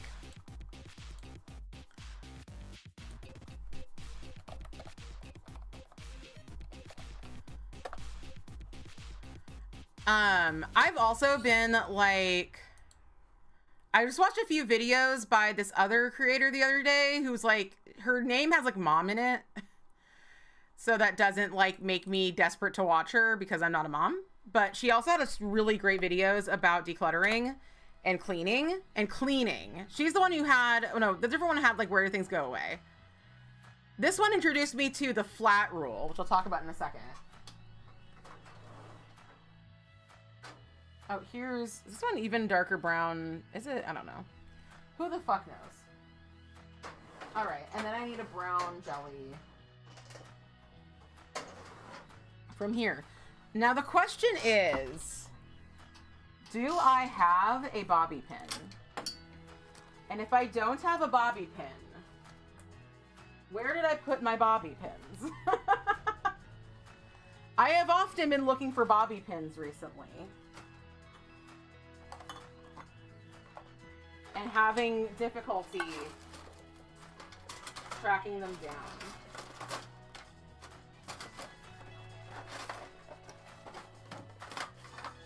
I am thinking of doing a little technique.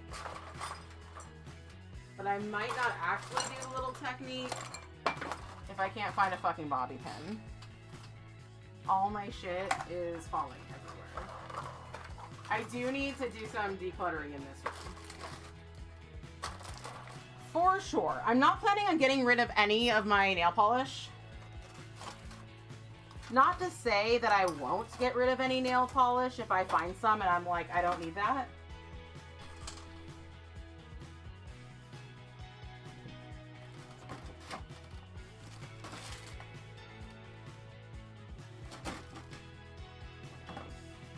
But I will probably be an old lady before I start destashing in any earnesty. Where is it? How to fake a clean house, yes.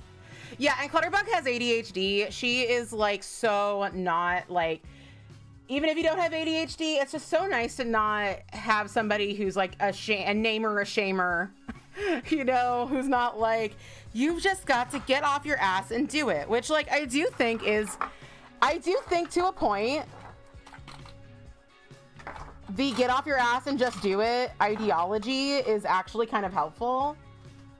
Like, I do think that there is kind of like an idea that like any sort of pushing yourself is like ableist or like not in reality, and especially if it's coming from yourself, I don't think that's true. And as long as you're not like shaming yourself, I don't think that's necessarily true.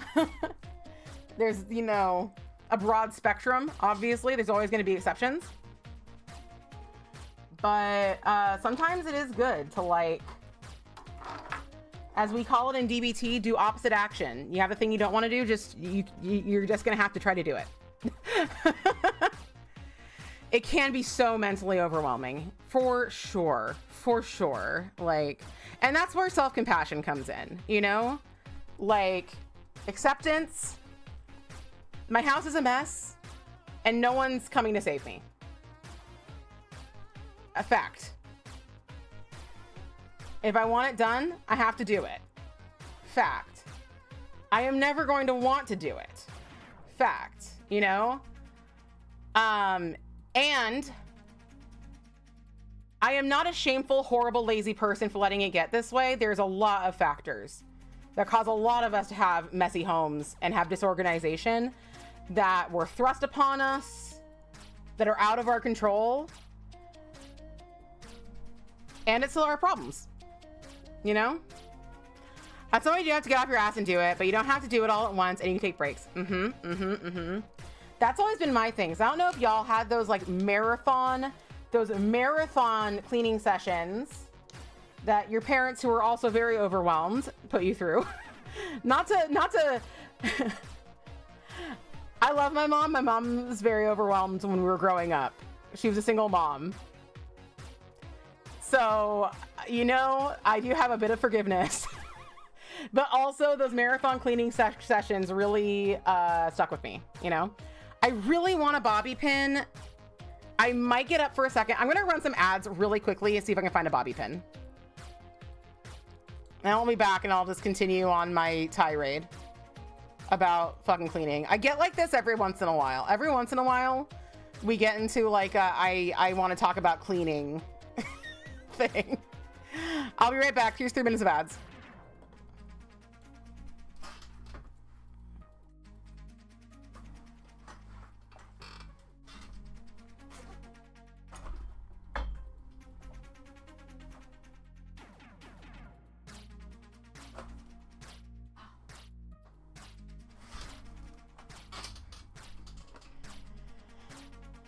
I didn't actually, oh shoot, I forgot to do. I didn't actually need 3 minutes of ads, so the ads are running, so I won't do anything until, well, there you go. Until, I won't do anything until the ads are done. We're just gonna hang out. In case I want to talk smack, I'm leaving, I'm like, fuck Danny. Fuck Danny, I'm just leaving right now. Also, yeah, the YouTubers don't get the 3 minutes of ads. And I mean, I don't know how do ads work? How do ads work? Oh, you know what we can do is we can clean up to get ready. Because if I'm bringing out a bobby pin, y'all know what's happening next. You all know. Y'all know what's about to go down. We're splattering. We're splattering now. If you wanted splattering, you got it. We're going to splatter the blood. I don't think I have any liquid latex currently, but I think I do have. Danny's stream was so mad at you for having an ad blocker. You heard her making a mess. We're making a mess. That awkward mom is a pretty good one. Okay, I need to look into that awkward mom.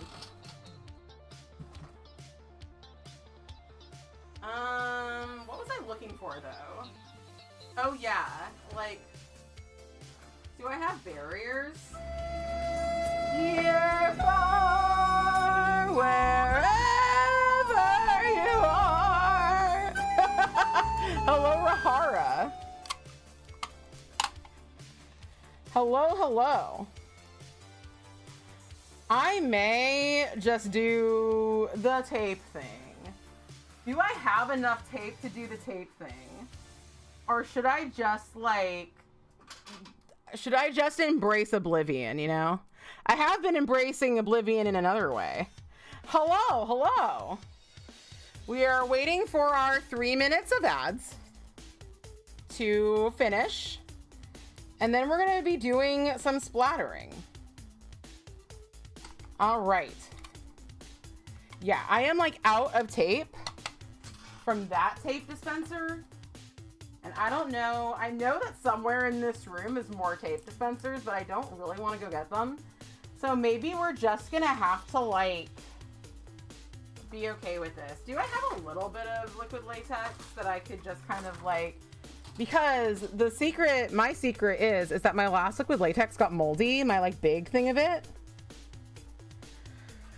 I do need to get more liquid latex, and I just have not yet. You've been in stream since nearly the start, but you had therapy, so I've been on mute. Well, I am glad that hopefully therapy is being helpful for you. I'm a big fan of therapy. Helpful for some, not helpful for everybody. That is the sad truth of therapy. And also different therapies do different things. I have been thinking of going back to a talk therapist. I've been doing DBT. And DBT is quite different from talk therapy. All right. So the hard part, are we back from the ads? Yeah, we're back from the ads. The hard part about this look is, so let's start off with this.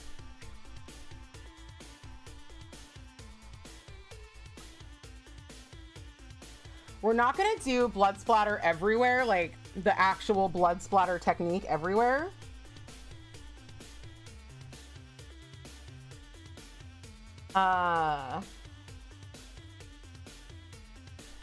But we're going back to the same brown that we were using for these.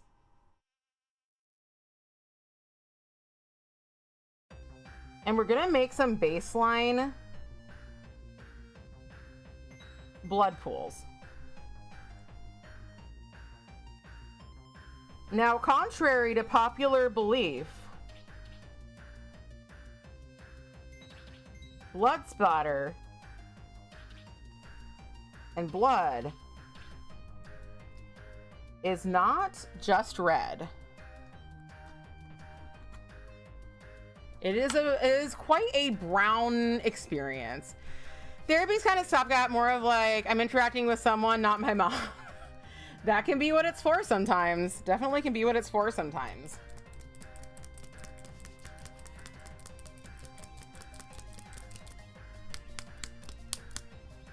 Yeah, my thing is I would like some sort of like a neutral third party to talk to about some stuff.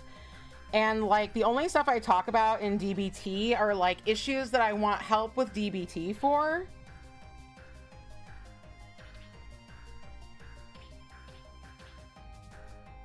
And not necessarily like just like general venting and grievances. And I do think that would be nice.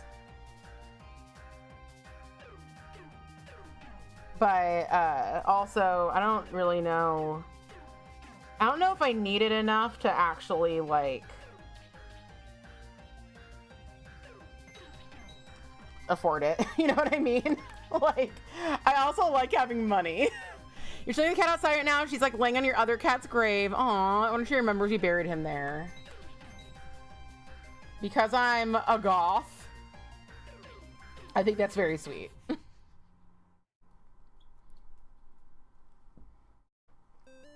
Very, very sweet. I love graves and grave sites and burial. Graveyards.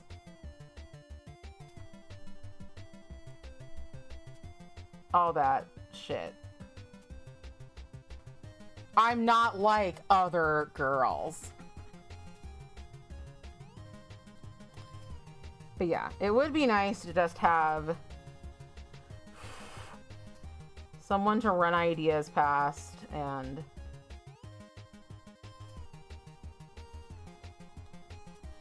because I do love talking to y'all about random shit, but there are things in my life that I'm like, this is not this is not for public consumption. This is for private consumption. I will consume this in private. All right, all right.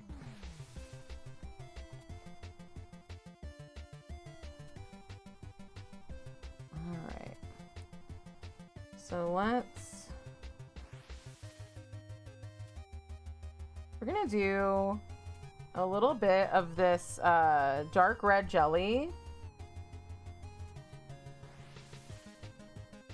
on some parts of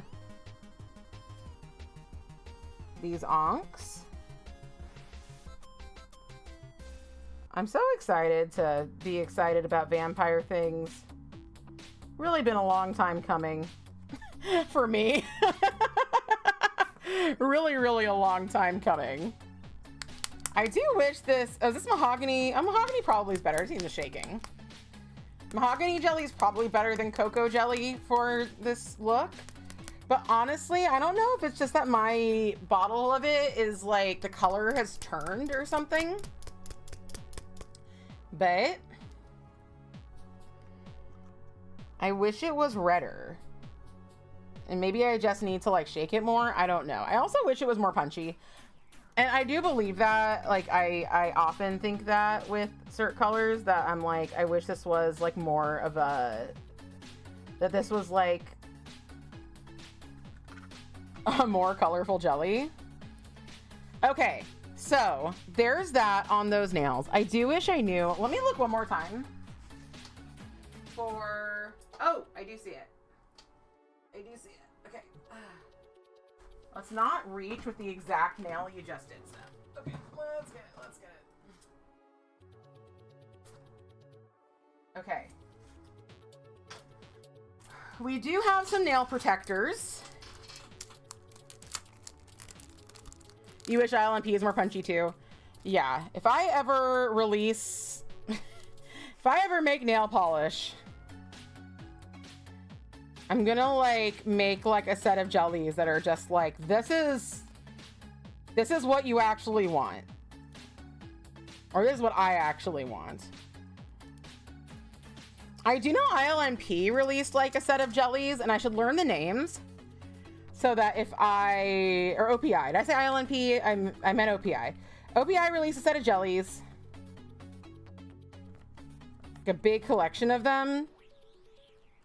And I should learn their names, so if I see them at TJ Maxx, I can swipe them up. Okay. Yeah, I just don't really want to be cleaning all of this red splatter out of my cuticles and off my hand. So here we go. 10 minutes in time, done. Sorry to turn a cookie now because you're hungry. I think that's a good reason to start that. I think tonight's Taco Bell night, and last night was Taco Bell night too. And because I couldn't sweat for a while because of my eyebrows, there was a lot of Taco Bell nights. When I was at the doctor today, they were like, what's your exercise routine like? And I was like, well, here's my exercise routine. But I haven't been doing it at all because I cannot sweat. Yesterday was Wednesday was my first day I was allowed to sweat.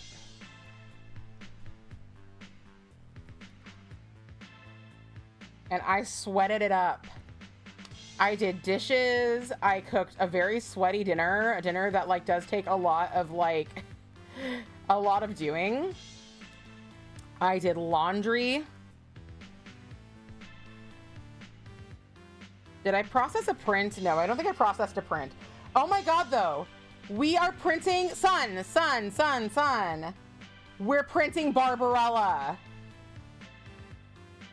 We're making a couple of statuettes of Barbarella. I showed Husbando Barbarella. He loved it. We quote that angel, an angel has no memory. We quote that all the time. We're just like, an angel has no memory. And so we joined, we got Lychee Slicer, and we like signed up for like a month free trial of their paid version. And they have this library that has a ton of licensed stuff in it, including a Hellboy mini we're gonna print. But yeah, there's a Barbarella, and she comes in regular and not safe for work, where she's just like fully nude. And like the regular and not safe for work, because it's Barbarella, it doesn't really make a fucking difference, because like her nipples are like fully on display for the regular mode, because it's like sticking through her top. And yeah, and it also comes in like a full body and a bust. We're doing full body. And I am just so fucking excited to paint her. I love Barbarella. Yeah, exactly. How different can it be? If you haven't seen Barbarella, everybody, like, it's, you know, it's an old movie, so it's got some problematic things in it, but overall, it is just such a fucking fun, groovy time, and I just so highly recommend it. It's so much fun. Okay. All right, everybody, let's see. What can we do? We're gonna do a bit of,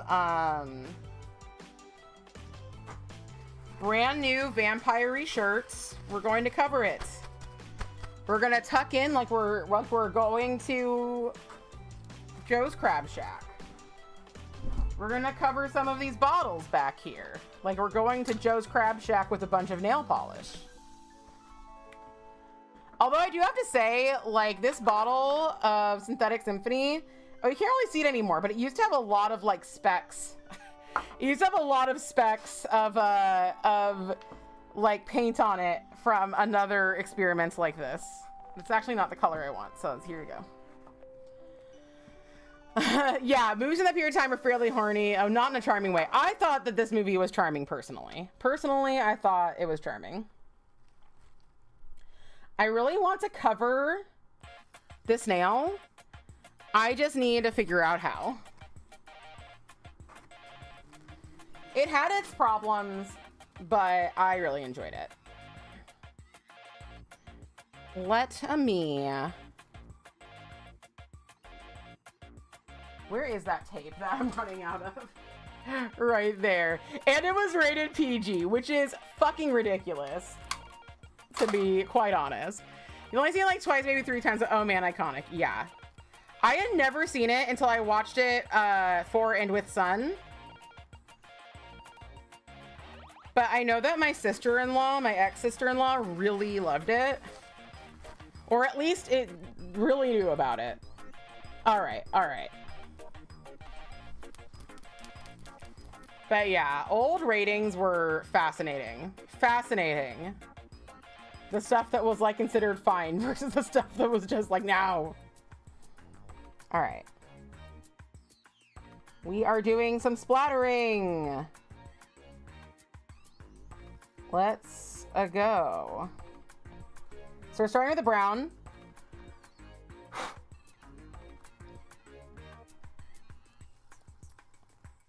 Okay, so that was the first test on the thumb. I want a little less, so we're going to go a little lighter. We got to aim correctly. You might not be able to see what's happening, but we gotta, okay, I need to aim. I need to hold my, okay, hold on. Hold on. I need to hold my thing higher. And by thing, I mean my finger. I'm gonna hold the finger higher. I'm gonna do one more. I'm like, I'm gonna change the way I'm doing this. Oh, it's not working at all now. Okay. Yes, there we go.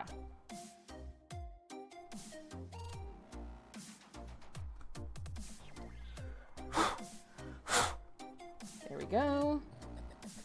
My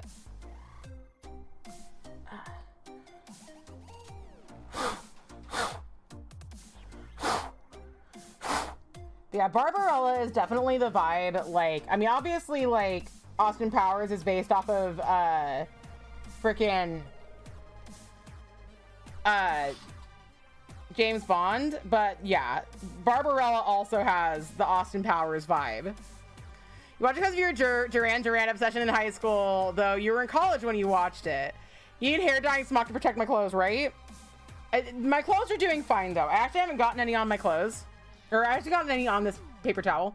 And I have some aprons that I could and perhaps should be using. But I'm not. I just didn't really want to get up. All right.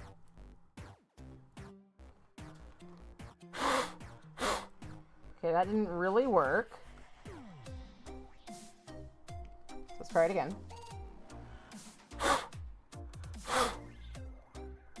There we go. Blood. Okay, and for these, I'm gonna go more ham on the blood. Well, on the red blood. There we go.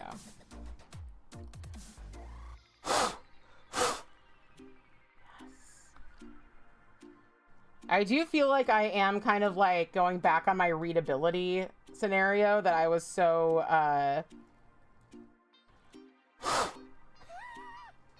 that I was like so for when we first started this thing, but whatever.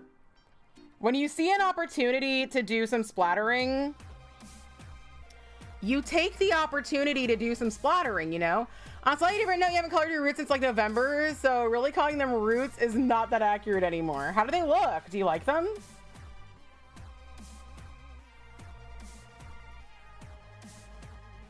My mom has like super silver hair and it looks so good. And she doesn't dye it or she doesn't like try to tone it or anything. It's just like naturally how her hair comes out. And she gets so many compliments from like young people. They're like, I want my hair to look just like yours.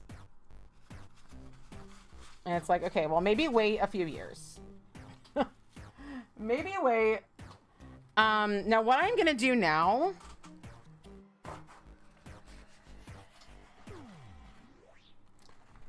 I think I'm gonna add just like a little bit of kind of like some manual splatter to the nail, the hand, the part with the onks.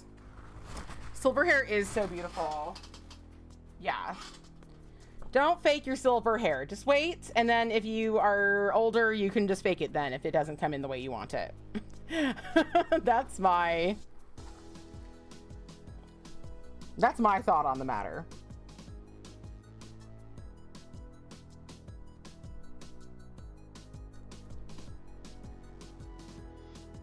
So we're just gonna do some little specks, some little blood specks.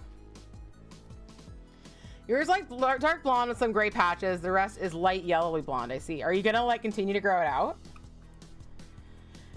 My sister's had gray hair, like just like some spots of gray hair since she was like a little, like a baby basically, like her whole entire life. But now I am turning gray so much faster than her. And she's like 4 years older than me. So I am now more gray than she is. And 4 years younger.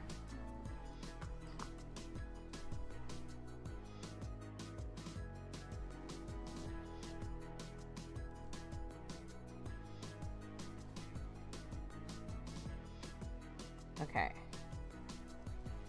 Let's clean out any and all kind of overflow from, mostly it's my pinky and then the side of my finger right here. I had some overflow.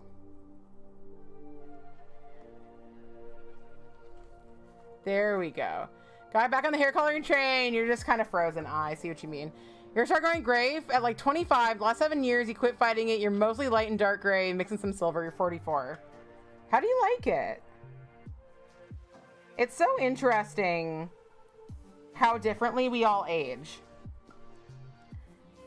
Because like my sister definitely looks older in the face than I do and started like wrinkling a little bit at a younger age, but also she enjoys having a tan and going to the beach and stuff. And I am like, no. I have been like goth since day one. I feel like my skin has gotten lighter. Now, given I did used to work at Disneyland on outdoor attractions, and I would usually wear a hat in the sun, but like, yeah, I did have a little bit of color from that, and nowadays I am like a purely indoor cat, and like whenever, like even today, but this is partially because of my eyebrows that I got microbladed, which by the way, I've been posting in the subs only channel, which you can be in if you're a sub here on Twitch. I've been posting in the subs only channel that I've been having some like regrets about my microblading, or yeah, microblading. And I do still, like, there are still things that don't sit right with me about it. Like, they put my eyebrows, like, the peak is, like, not the natural arch, and that is causing a few little issues. However, they do look fucking fantastic. They look so natural.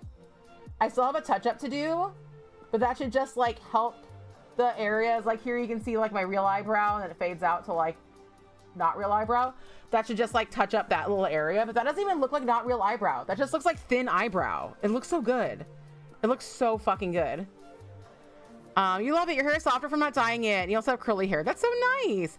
That's what wigs are for you, at least. You don't have the money to get your hair dyed. So you get wigs here and there. Wigs are fun. Wigs are very fun. Thank you. Yeah, I'll like actually go to basics so I can show y'all. Right? Like, I do kind of want to get, where's my little spoolie? I've never understood the spoolie scenario, and I do now, because like you see how like my eyebrow, I actually trimmed this one because it was like laying into like underneath. So that's my one problem, is that like when my eyebrows are like perfectly groomed, they perfectly like fit into this arch, but I do have to like train them into the arch because they want to be down.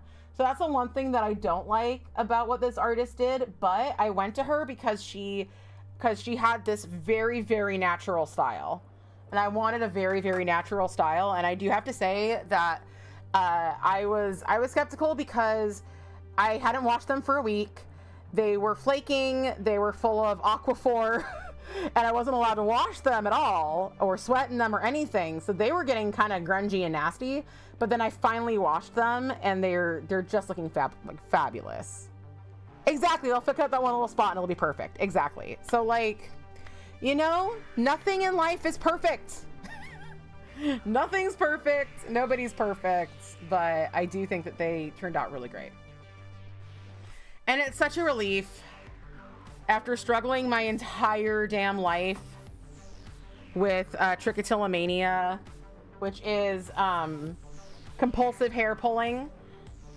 And I've been really lucky with my compulsive hair pulling because I do keep my compulsive hair pulling to areas that I do want to remove hair from. So I don't pick at my scalp. I've gotten a lot better about my eyelashes. I did pick at my eyelashes for a while. I think that's actually what triggered it in the beginning. Somebody told me, I'm actually not sure I've ever told the story to anybody, but so I'm going to tell the story to like 20 strangers right now. I mean, that's not really strangers, honestly, but most of you aren't really strangers. But somebody when I was younger, I think because I'm just like not triggered as much by it anymore, not ashamed of it as much, told me about how like, you know, like if you find like an eyelash on your face, you can like make a wish on it. And so like I started kind of like pulling at my eyelashes to see if like they would shed an eyelash. And then I got a repetitive body focused behavioral disorder that has stuck with me for my entire life. But yeah, I mostly don't pick my eyelashes anymore. But and I pick at other areas of my body that I would have removed. Yeah, not a stranger, exactly. We're strange, but we're not strangers, yeah. Yes. And many of you I've met like IRL too. But anyway, point is, I pick at areas that I want hair to be removed from. And eyebrows are that tricky area. You do want some of it removed, and you don't want all of it removed. And so, especially now with the election, with the world, the country, especially now with all of that, like it's been very stressful, and I've had a really hard time curbing that.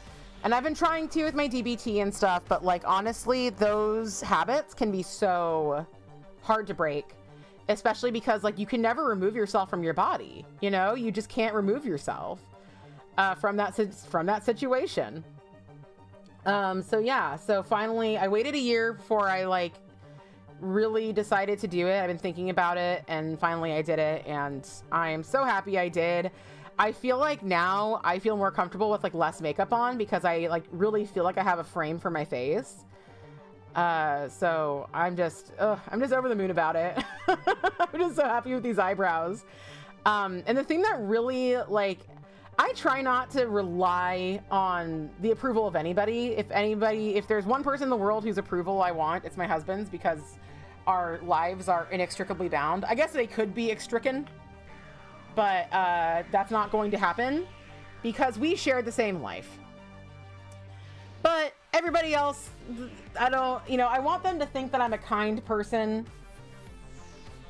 There's things that I want people to think about me and that I want to be in the world, but I try not to search for external approval. But I did talk to my mom and I was like, hey, do you notice anything different about me? And she was like, no. And then I told her I'd done my eyebrows. And she was like, oh, fantastic. Oh, they look so good. Oh, you solved your problem. And the fact that my mom was like so approving of it and like thought they looked good, just really gave me that boost I needed.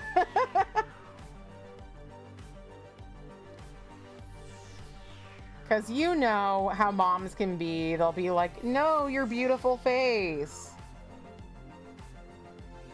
I'm actually very curious as to what my mom thinks about my nose ring, because she used to always say they make people look like cows.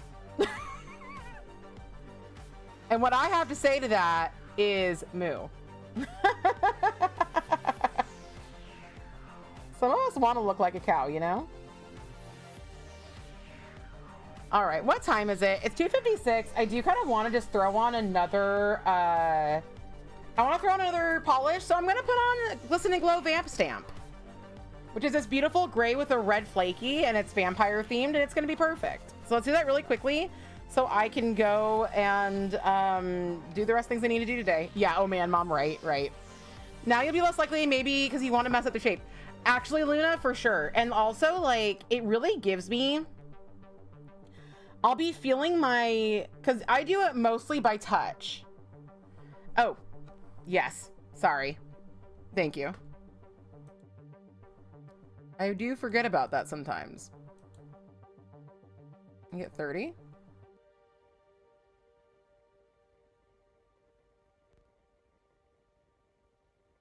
There will be pictures of this too. The onks, definitely, I will say they could read better. They could read better. Maybe I'll matte them.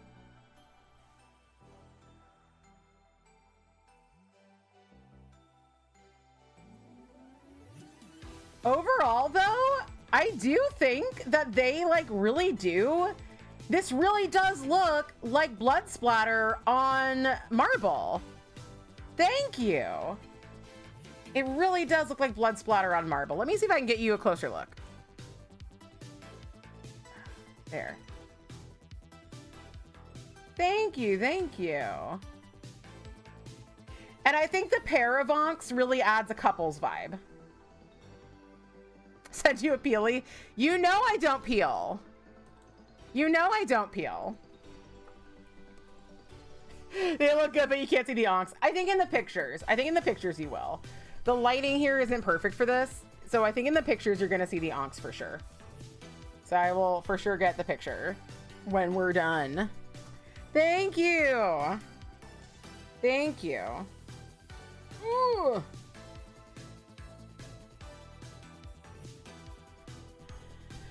Whew. But yeah, I feel like I have a complete face now. I feel like I look less like my grandma. My grandma had like extremely, she has extremely overpicked eyebrows. I don't know actually how that happened to her.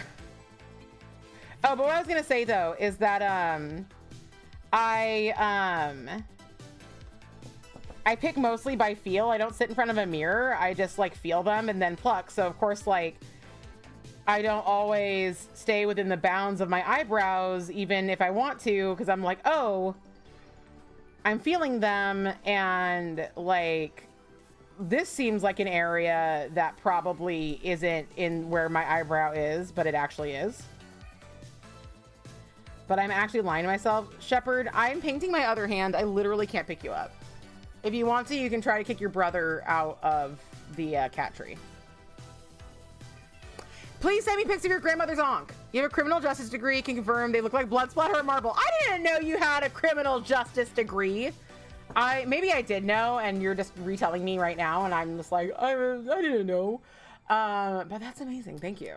Everybody here is so fucking interesting and cool. By the way. I always learn new things about everybody in this chat, and I'm just like, hello?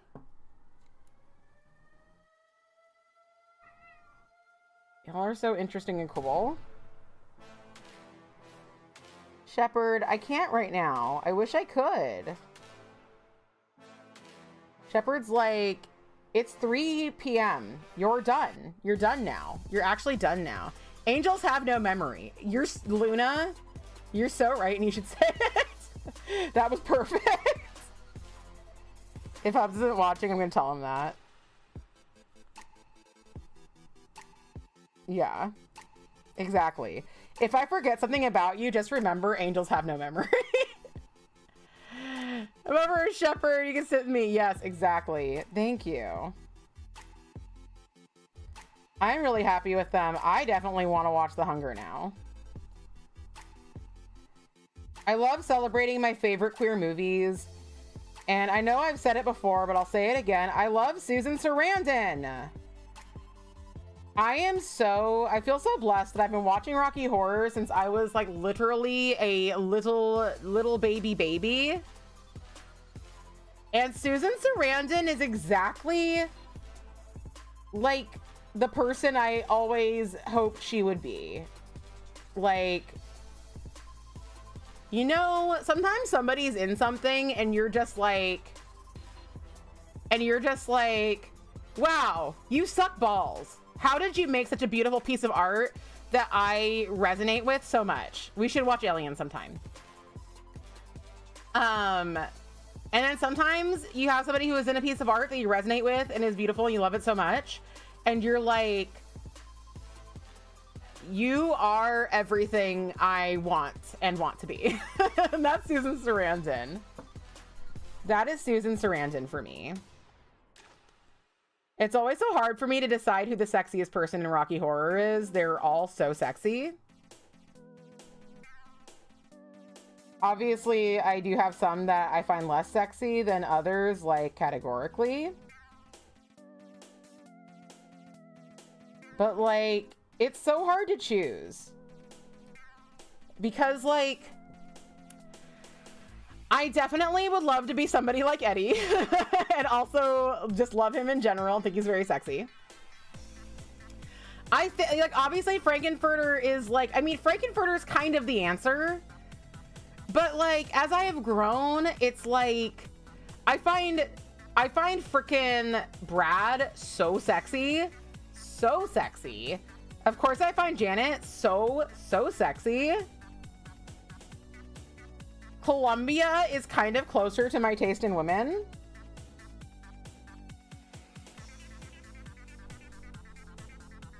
Like, I do love, like, a kind of, like... I do love Brad because he is, like...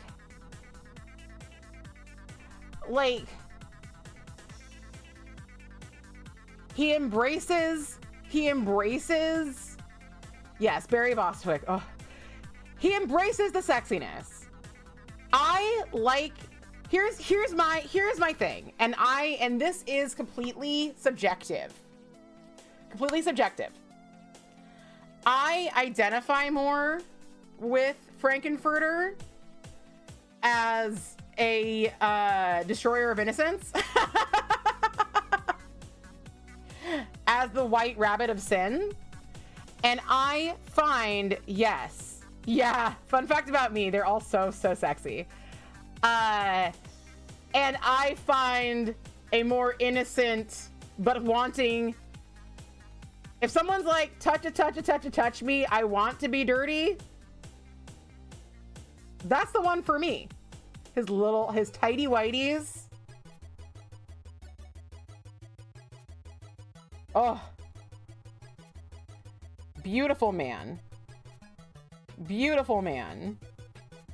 Oh, science degree. They both have science degrees. Brad and Janet. I mean, I think that's what it's implied. They both have science degrees. Can, like, you know? Sexy, smart, corruptible. That's why I like Brad and Janet. Because I, at my soul, in the dynamic, want to be the Frankenfurter. Yes! Let's go to the man who began it. When we met in his science exam, it made me give you the eye and then panic. I have one thing to say, and that's, damn it, Janet, I love you. You know? You hear what I'm saying? Brad and Janet, sexy couple. Yeah, actually, I believe that Susan Sarandon has a degree in like the history of warfare. I have to look it up. I don't exactly know what her degree is called, but I'm pretty sure she has like a military degree.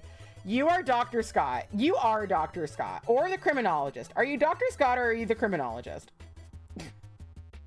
I can see you as both. Yeah, no. I'm talking about Brad and Janet. Specifically, the characters of Brad and Janet have, as far as I'm aware, science degrees. Or as far as I've sussed out.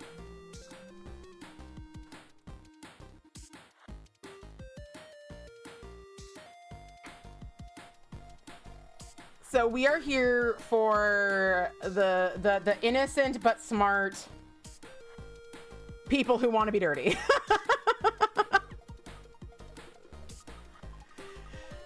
That's true. Let's learn together while this nail polish is drying, and then I'm gonna have to fuck off. Susan Sarandon. Yeah, I did look her up on Wikipedia while we were waiting for that pirate show. The problem with that pirate show is that the alcohol was not flowing. The alcohol was not flowing. And that's inexcusable. All right. Graduated from high school, went to the Catholic University of America, Washington, D.C. from 84 to 86. Oh no, she got a Bachelor of Arts in Drama, studying under during shortly. Never mind, I was wrong.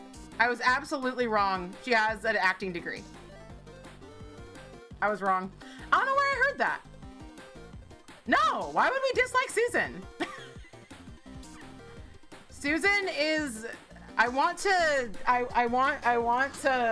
bed her. That's what I want. Yes, Glisten and Glow. I don't know if it's still available, but this is Vamp Stamp by Glisten and Glow, and it's one of their vampire polishes, and I love it so very much. It is so beautiful. Yay, your food is done. Susan Sarandon is a beautiful person and an advocate. She, like, anything you want her to be for or against, she's for or against.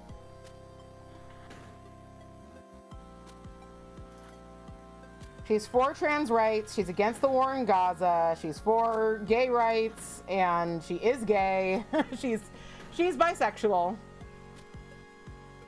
And it shows in The Hunger, because she, like, as I said before, they were like, have sex this way. And she was like, absolutely fucking not. That's not how it works.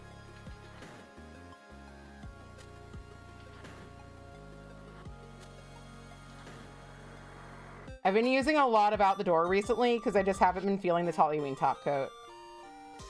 I could have used Cuticula today. And my last mani had Cuticula, and it was pretty good. It did take a while to dry, though. I do have to say. I was, like, sitting on my couch, and I was like, the Glisten and Glow would have been dry by now. I don't expect Out the Door to dry as fast as Glisten and Glow. So I'll let you know if I notice it having a really fast dry time today or not, if I do notice it. Here they are. They split. They sadly split. They were never, I don't think they were actually ever married. Or maybe were they married? Let's see. Partners.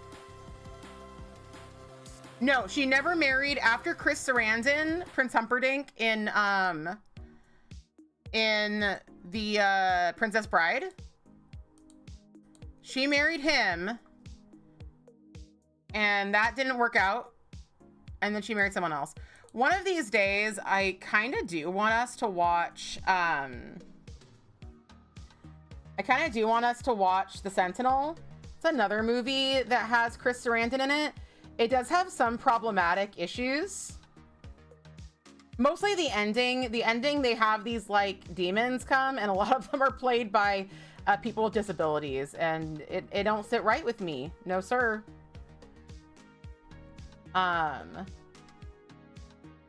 But other than that, it was really good. I really liked it. Okay, it has a few questionable things. I do just kind of like religious horrors. Oh, thanks for hanging out, Allie. Thank you, thank you, thank you. Even if I don't believe in them, I find them effective.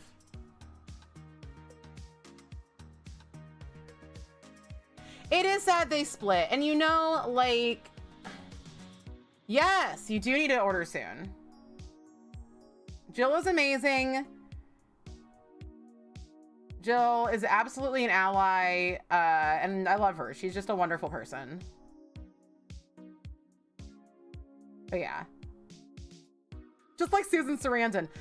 There's a good chance, though. I mean, I want to believe that her and Tim Robbins split on good terms. But they did give birth to one gorgeous son. They might have given birth to more than one. Miles Robbins. Susan Sarandon and Sigourney, they're like cut from the same cloth. They're absolutely cut from the same cloth. They have a very similar look. I would say, like, Susan Sarandon, like, hear me out. Sigourney's the butch, Susan's the femme. I will take no questions at this time. I'm gonna look up a picture of Miles Robbins and we can all drool. Okay, in all these pictures, he does look kind of like a teenager, so maybe we won't drool. But I found him really, really charming in The Quarry, the video game. He is a very yeah, he's just a little young, I suppose. How old is he actually? How old? He's 33 years old. We are allowed to drool. We are. Wait, is Sigourney also a Susan? Thank you, Rahara. I'm so glad you agree. We watch The Year of the Living Dangerously next time. We are wanting to watch an old depressing movie, sexy political, very good movie. Okay, we will do it for you. We need to watch Trick as well sometime for our other Susan. For our other Susan, by which I mean Helen, because she has been like suggesting that movie, and we also need to watch that Wachowski sisters movie for Doomed. There's some movies that people have been requesting forever, and I should finally give in. Anyway, yes, Miles Robbins has famous parents, but he wants a career like no one else. I hope that he gets a career like no one else, because I love him. I like experiencing him in The Quarry. He was so good in that video game. He was so funny. I loved him, and I'm just like, we can watch Trick this month. We can. I was gonna put it back into the vote, but I could overwrite it. But yeah, I had no idea about that, Rahara. That's so funny. But yeah, very handsome, talented boy. He is tall. Tim Robbins is like 6'6" or something, right? Let's look up Tim Robbins. Hold on. And then I gotta go. Hubs has the day off too, so no excuses for me. How tall are you, Tim Robbins? I like how, like, I don't know if every actor has their height next to it, but 6'5". Now my spouse is about 6'3", but he's not quite 6'3", so he says 6'2", because he's humble like that. What I always say is I like the part of the man I like to notice first is the chest. Because I want to be like...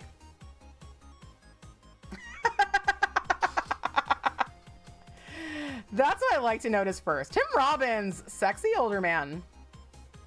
Turning into a sexy older man.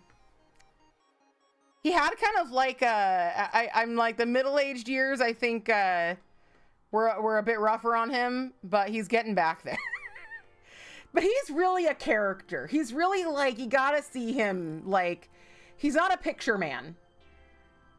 You gotta see him in motion. You gotta really like see him in motion and see the lankiness. He's got this lankiness about him that his son has inherited to a point.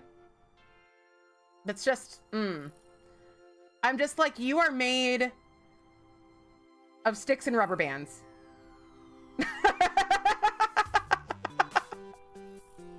And I love that about you. Thank you. I'm glad we're all agreeing. She's been married since I was born to the same person. Good for her. Good for her. I love a long marriage. I do. I don't think there's anything wrong with not marrying, of course, but I find marriage very romantic, and I love mine. So sometimes, like, I do, like, one of my main people I write does not like marriage in my fan fictions, and so I really embrace that with that one. But other than that, I'm like, marriage, baby. Y'all are getting married. You want to get married in my imagination? Because you're getting married. Lifetime commitment. Being married so good. If it is good for you. It could also be so bad. It could also be the worst thing that's ever happened to you.